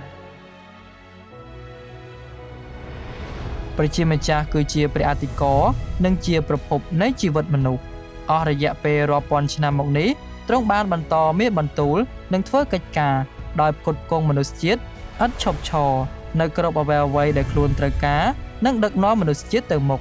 ព្រះបន្ទូលរបស់ព្រះជាម្ចាស់គឺប្រៀបដូចជាប្រភពទឹកមានជីវិតនិងហូរមិនចេះរីងស្ងួតព្រះបន្ទូលនិងកិច្ចការរបស់ព្រះជាម្ចាស់មិនដែលត្រូវបានដាក់កំហិតដោយបុគ្គលព្រឹត្តិការណ៍ឬរបស់អ្វីឡើយរឹតតែមិនអាចត្រូវបានកំណត់ដោយព្រះគម្ពីរបានឡើយព្រះជាម្ចាស់តែងតែមានបន្ទូលព្រះបន្ទូលបន្ថែមទៀតនិងអនុវត្តកិច្ចការថ្មីបន្ថែមទៀតស្របតាមផែនការគ្រប់គ្រងរបស់ទ្រង់និងតម្រូវការនៃសេចក្តីសង្គ្រោះរបស់មនុស្សជាតិ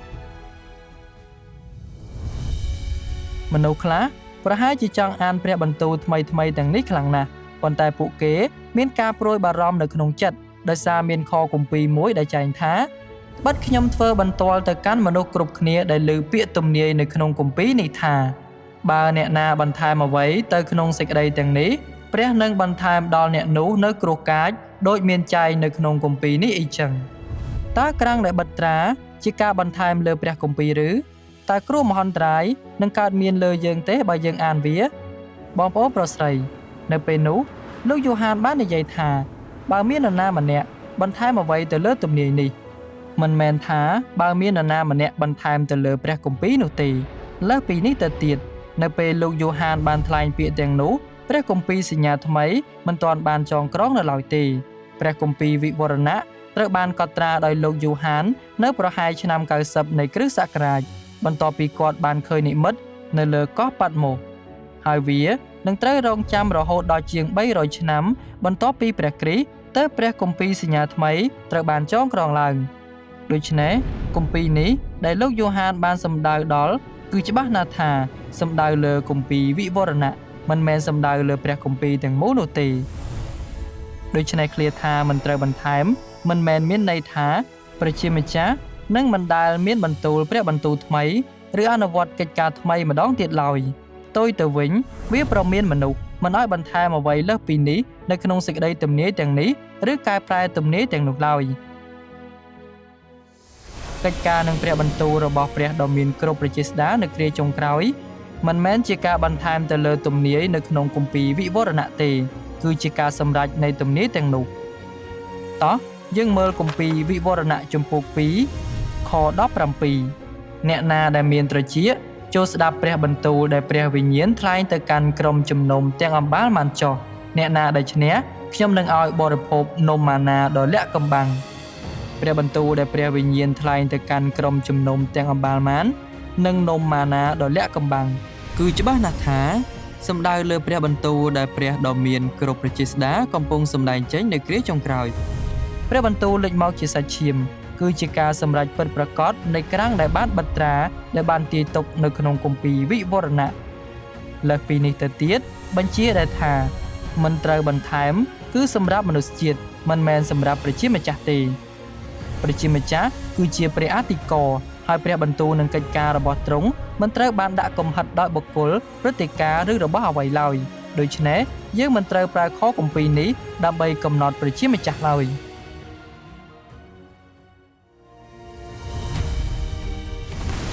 6ផលវិបាកនៃការមិនទទួលយកព្រះបន្ទូលថ្មីរបស់ព្រះជាម្ចាស់ប្រសិនបើយើងប្រកាន់ខ្ជាប់តែនឹងព្រះគម្ពីរហើយបដិសេធមិនទទួលយកព្រះបន្ទូលថ្មីដែលបានថ្លែងដោយព្រះដ៏មានគ្រប់ព្រះចេស្តានៅគ្រាចុងក្រោយទេតើមនុស្សបែបនេះអាចត្រូវបានព្រះអម្ចាស់សពព្រះハរតីដែរឬទេតើពួកគេអាចចូលទៅក្នុងនគរស្ថានសួគ៌បានទេតោះយើងអានព្រះបន្ទូលរបស់ព្រះដ៏មានគ្រប់ព្រះចេស្តាមួយវគ្គទៀតព្រះដ៏មានគ្រប់ព្រះចេស្តាមានបន្ទូលថាព្រះគ្រីស្ទនៃគ្រាចុងក្រោយនាំយកទាំងជីវិត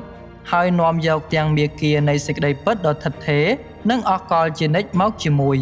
សេចក្តីពិតនេះជាផ្លូវដែលមនុស្សទទួលបានជីវិតនិងជាផ្លូវតែមួយគត់ដែលឲ្យមនុស្សបានស្គាល់ព្រះជាម្ចាស់ហើយត្រូវបានព្រះជាម្ចាស់សពព្រះទ័យប្រសិនបើអ្នកមិនស្វែងរកមាគ៌ានៃជីវិតតែព្រះគ្រីស្ទនៃគ្រាចុងក្រោយប្រទានឲ្យទេនោះអ្នកនឹងមិនទទួលបានការសពព្រះទ័យពីព្រះយេស៊ូវនិងគ្មានលក្ខណៈសម្បត្តិគ្រប់គ្រាន់ដើម្បីចូលទៅតាមទ្វារនគរស្ថានសួគ៌ដែរត្បិតអ្នកគឺជាអាយ៉ងនិងជាអ្នកជាប់ឃុំក្នុងប្រវត្តិសាស្ត្រមនុស្សដែលត្រូវបានត្រួតត្រាដោយបញ្ញត្តិពាក្យសម្ដីនិងខ្នោះច្រវាក់នៃប្រវត្តិសាស្ត្រអ្នកនោះនឹងមិនអាចទទួលបានជីវិតហើយក៏មិនទទួលបាននៅមាគ៌ាជីវិតដ៏គង់វង្សបានឡើយដោយសារអ្វីៗគ្រប់យ៉ាងដែលគេមានសុទ្ធតែជាទឹកភក់ដែលស្អិតជាប់រាប់ពាន់ឆ្នាំមកហើយមិនមែនជាទឹកនៃជីវិតដែលហូរចេញពីបល្ល័ង្ករបស់ព្រះជាម្ចាស់ទេមនុស្សដែលមិនមែនរស់ដោយសារទឹកនៃជីវិតនឹងនៅជាសាកសពជារបស់លេងរបស់សាតាំងនិងជាកូននរករហូតអស់កលជានិច្ចចុះម្ដេចបានជាពួកគេអាចមើលឃើញព្រះជាម្ចាស់អ្នកគ្រាន់តែព្យាយាមអោបក្រសោបអតីតកាលគ្រាន់តែព្យាយាមឈរនៅស្ងៀមនិងរក្សាអ្វីៗឲ្យនៅដដែលហើយមិនព្យាយាមផ្លាស់ប្ដូរស្ថានភាពបច្ចុប្បន្នព្រមទាំងបោះបង់អតីតកាលចោលទេដូច្នេះតើអ្នកនឹងមិនប្រឆាំងនឹងព្រះជាម្ចាស់រហូតទេឬអីជំហានកិច្ចការរបស់ព្រះជាម្ចាស់ទាំងល្វឹងល្វើយទាំងខ្លាំងពូកែប្រៀបបានទៅនឹងទឹករលកកំពុងខ្ជិលឡើងនិងសំឡេងផ្គររន្ទះផុងផាំងប៉ុន្តែអ្នកបែរជាអង្គុយរងចាំឲ្យសេចក្តីវិនាសមកដល់ទាំងអបជាប់ភាពលេលាដោយមិនធ្វើអ្វីទាល់តែសោះបើនៅតែបែបនេះតើឲ្យព្រះជាម្ចាស់រាប់អ្នកជាអ្នកដើរតាមលំអាននៃកូនជាមយ៉ាងដូចម្ដេចតើអ្នកអាចបញ្ជាក់ហេតុផលថាព្រះជាម្ចាស់ដែលអ្នកកាន់ខ្ជាប់តាមនេះ គឺជាប្រជាម្ចាស់ដែលថ្មីជានិច្ចមិនដែលចាស់គំនិលយ៉ាងដូចម្ដេចហើយធ្វើយ៉ាងណាឲ្យពាក្យពេចន៍ក្នុងសៀវភៅរឿងរបស់អ្នកនាំអ្នកឆ្លងទៅក្នុងយុគសម័យថ្មីបានតើធ្វើយ៉ាងណាឲ្យពាក្យពេចន៍ទាំងនេះនាំអ្នកស្វែងរកជំហាននៃកិច្ចការរបស់ប្រជាម្ចាស់បានហើយធ្វើយ៉ាងណាឲ្យពាក្យពេចន៍ទាំងនេះនាំអ្នកឡើងទៅស្ថានសួគ៌បានអ្វីដែលអ្នកកាន់ជាប់នៅនឹងដៃគឺជាពាក្យសម្ដីដែលអាចផ្ដល់ឲ្យបានត្រឹមតែជាសេចក្តីស្រាកស្រានក្នុងចិត្តបណ្ដោះអាសន្នប៉ុណ្ណោះមិនមែនផ្ដល់សេចក្តីពិតដែលអាចផ្ដល់នូវជីវិតដល់អ្នកបានឡើយពាក្យសម្ដីនៃបទគម្ពីរដែលអ្នកអានគ្រាន់តែអាចបង្កើតវោហារស័ព្ទដល់អណ្ដាតរបស់អ្នកនិងមិនមែនជាពាក្យពេចន៍នៃទស្សនវិជ្ជាដែលអាចជួយឲ្យអ្នកស្គាល់ជីវិតមនុស្សក៏រឹតតែមិនមែនជាផ្លូវដែលអាចនាំអ្នកទៅរកភាពគ្រប់លក្ខបានឡើយតើភាពខុសគ្នានេះមិនផ្ដល់ជាបុព្វហេតុសម្រាប់ឲ្យអ្នកសេចក្ដីគិតទេឬអី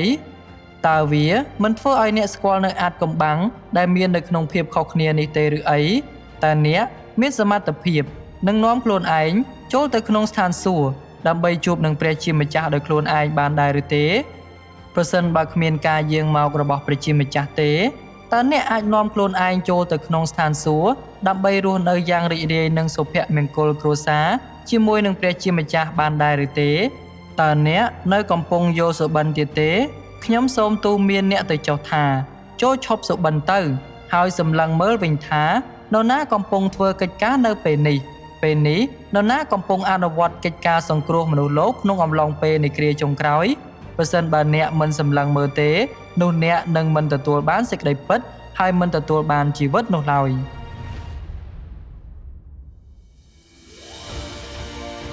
សេចក្តីពិតដែលបានសម្ដែងចេញដោយព្រះដ៏មានគ្រប់ព្រះចេស្តានៅក្នុងព្រះបន្ទូលលេចមកជាសាច់ឈាមឥឡូវនេះមានចំនួន7ភាគពេញតែទាំងអស់នេះអាចរកបាននៅលើអ៊ីនធឺណិតព្រះជាម្ចាស់បានសម្ដែងចេញសេចក្តីពិតជាច្រើនមនុស្សរាប់មិនអស់ឥឡូវនេះកំពុងដើរតាមព្រះដ៏មានគ្រប់ព្រះចេស្តាហើយមានទីបន្ទាល់អំពីបទពិសោធន៍ដ៏បរិបូរណ៍នៃការជឿលើព្រះដ៏មានគ្រប់ព្រះចេស្តាខ្សែភាពយន្តជាច្រើនដែលធ្វើបន្ទាល់អំពីព្រះជាម្ចាស់និងទំនុកដំកើងជាច្រើនដែលសរសើរទ្រង់លើសពីនេះទៅទៀតត្រង់ចំណុចនេះដំណឹងល្អអំពីនគរព្រះបានផ្សព្វផ្សាយទៅដល់ជាង100ប្រទេសនៅទូទាំងទ្វីបអាស៊ីអឺរ៉ុប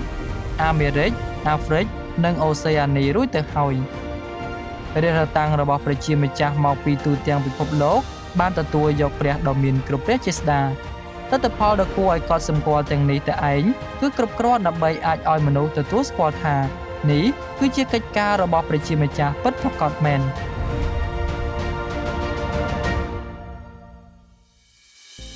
ទោះជាយ៉ាងណាក៏ដោយបើយើងឮសេចក្តីពិតជាច្រើនដែលបានថ្លែងដោយព្រះដ៏មានគ្រប់ព្រះចេស្តាប៉ុន្តែនៅតែបដិសេធមិនទទួលយកហើយបើយើងឃើញការពិតនៃកិច្ចការរបស់ព្រះជាម្ចាស់ប៉ុន្តែនៅតែបន្តបដិសេធហើយដាក់កម្រិតព្រះជាម្ចាស់ជារៀងរហូតនៅក្នុងព្រះគម្ពីរនិងបដិសេធព្រះបន្ទូលថ្មីរបស់ទ្រង់នោះនិស្ស័យពុករលួយរបស់យើងនឹងមិនអាចត្រូវជំរះឡើយហើយយើងនឹងមិនអាចចូលទៅក្នុងនគរស្ថានសួគ៌បានឡើយយើងនឹងបាត់បង់សេចក្តីសង្គ្រោះនៃគ្រាចុងក្រោយជារៀងរហូតហើយនៅទីបំផុតនឹងយំសោក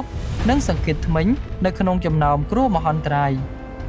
ការនេះកំពុងនាំមកនូវសេចក្តីវិនាសដល់ខ្លួនយើងផ្ទាល់យើងនឹងត្រូវបានប្រជាម្ចាស់ថ្កោលទោសនិងជំរុះចោលជារៀងរហូតការនេះសម្រេចតាមព្រះបន្ទូលនៃព្រះគម្ពីរដែលថាត្បិតប្រសិនបើយើងប្រព្រឹត្តបាបដោយចេតនាបន្ទាប់ពីយើងបានទទួលចំណេះដឹងអំពីសេចក្តីពិតហើយនោះគ្មានដងវាយលួសបាបទៀតឡើយគឺមានតែការទន្ទឹងរង់ចាំទាំងភ័យខ្លាចចំពោះការជំនុំជម្រះនិងកំហឹងដ៏សន្ធោសន្ធៅដែលលេបត្របាក់ពួករឹងទទឹងផង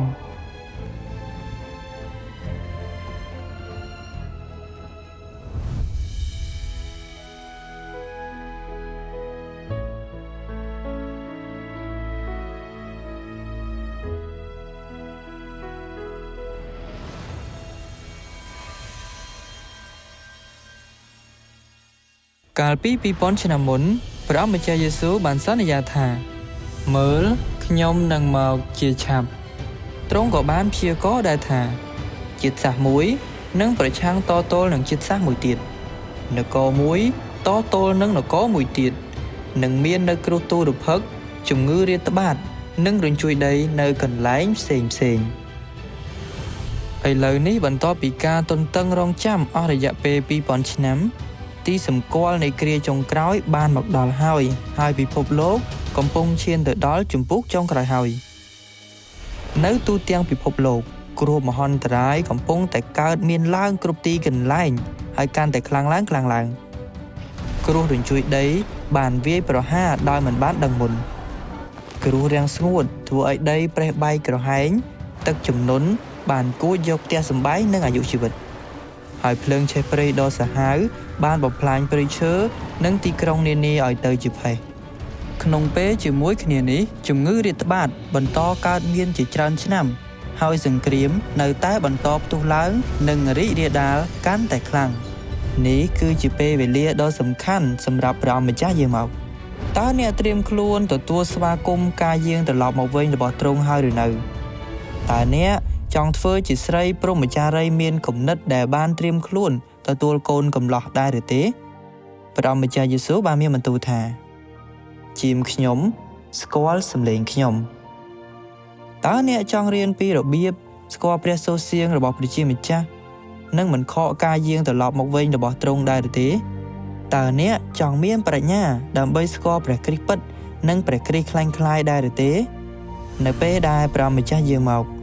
យើងទាំងអស់គ្នាសុទ្ធតែចង់ចូលទៅក្នុងនគររបស់ព្រះជាម្ចាស់ប៉ុន្តែការចូលទៅក្នុងនគររបស់ព្រះជាម្ចាស់មានលក្ខខណ្ឌអ្វីខ្លះព្រះគម្ពីរបានទាយទុកជាង200ដងអំពីការជំនុំជម្រះដែលកំពុងរងចាំយើងម្នាក់តើព្រះជាម្ចាស់នឹងជំនុំជម្រះអ្នកជឿនិងអ្នកមិនជឿដោយរបៀបណាតើការជំនុំជម្រះនិងទិសដៅចុងក្រោយរបស់យើងមានទំនាក់ទំនងអ្វីនឹងគ្នាតាំងពីដើមរៀងរហូតមកដល់ពេលនេះព្រះជាម្ចាស់បានប្រយុទ្ធនឹងសាតាំង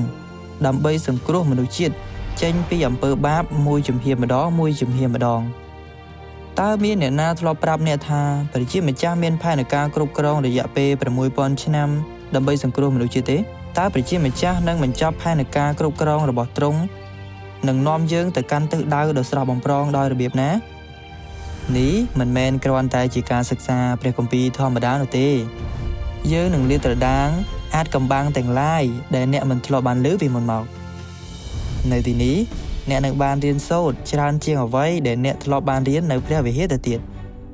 នៅទីនេះអ្នកនឹងឃើញទីជម្រកក្នុងអំឡុងពេលគ្រោះមហន្តរាយដ៏ធំសម្បើមនៅទីនេះអ្នកនឹងដឹងពីរបៀបដែលព្រះជាម្ចាស់នឹងធ្វើឲ្យនគររបស់ទ្រង់សម្រេចនៅលើផែនដីនេះថ្ងៃរបស់ព្រះម្ចាស់ខិតកាន់តែជិតមកដល់ហើយនៅក្នុងគ្រាបែបនេះការស្ទាក់ស្ទើរអាចបណ្ដាលឲ្យស្លាប់បានគ្មាននរណាម្នាក់នឹកស្មានថាថ្ងៃម្សិលមិញជាថ្ងៃចុងក្រោយរបស់ពួកគេឡើយពិតជាគួរឲ្យសោកសៅណាស់ដែលឃើញមនុស្សជាច្រើនរៀបចំផែនការសម្រាប់ថ្ងៃស្អែកដែលមិនដែលកើតមានសោះនោះមនុស្សរាប់មិនអស់បានបាត់បង់ជីវិតមុនពេលដែលពួកគេអាចស្វែងរកសេចក្តីពិតបានសម្រាប់ពួកយើងដែលនៅមានជីវិតថ្ងៃនេះគឺនៅតែមានឱកាសដើម្បីបានឮព្រះសូរសៀងរបស់ព្រះជាម្ចាស់យើងមិនដឹងថាថ្ងៃស្អែកនឹងមានអ្វីកើតឡើងនោះទេប៉ុន្តែព្រះជាម្ចាស់ទ្រង់ជ្រាបហើយទ្រង់កំពុងប្រទានច្រកចេញមួយដល់អ្នកជាផ្លូវទៅកាន់ជីវិតសេចក្តីសុខសាន្តនិងនគររបស់ទ្រង់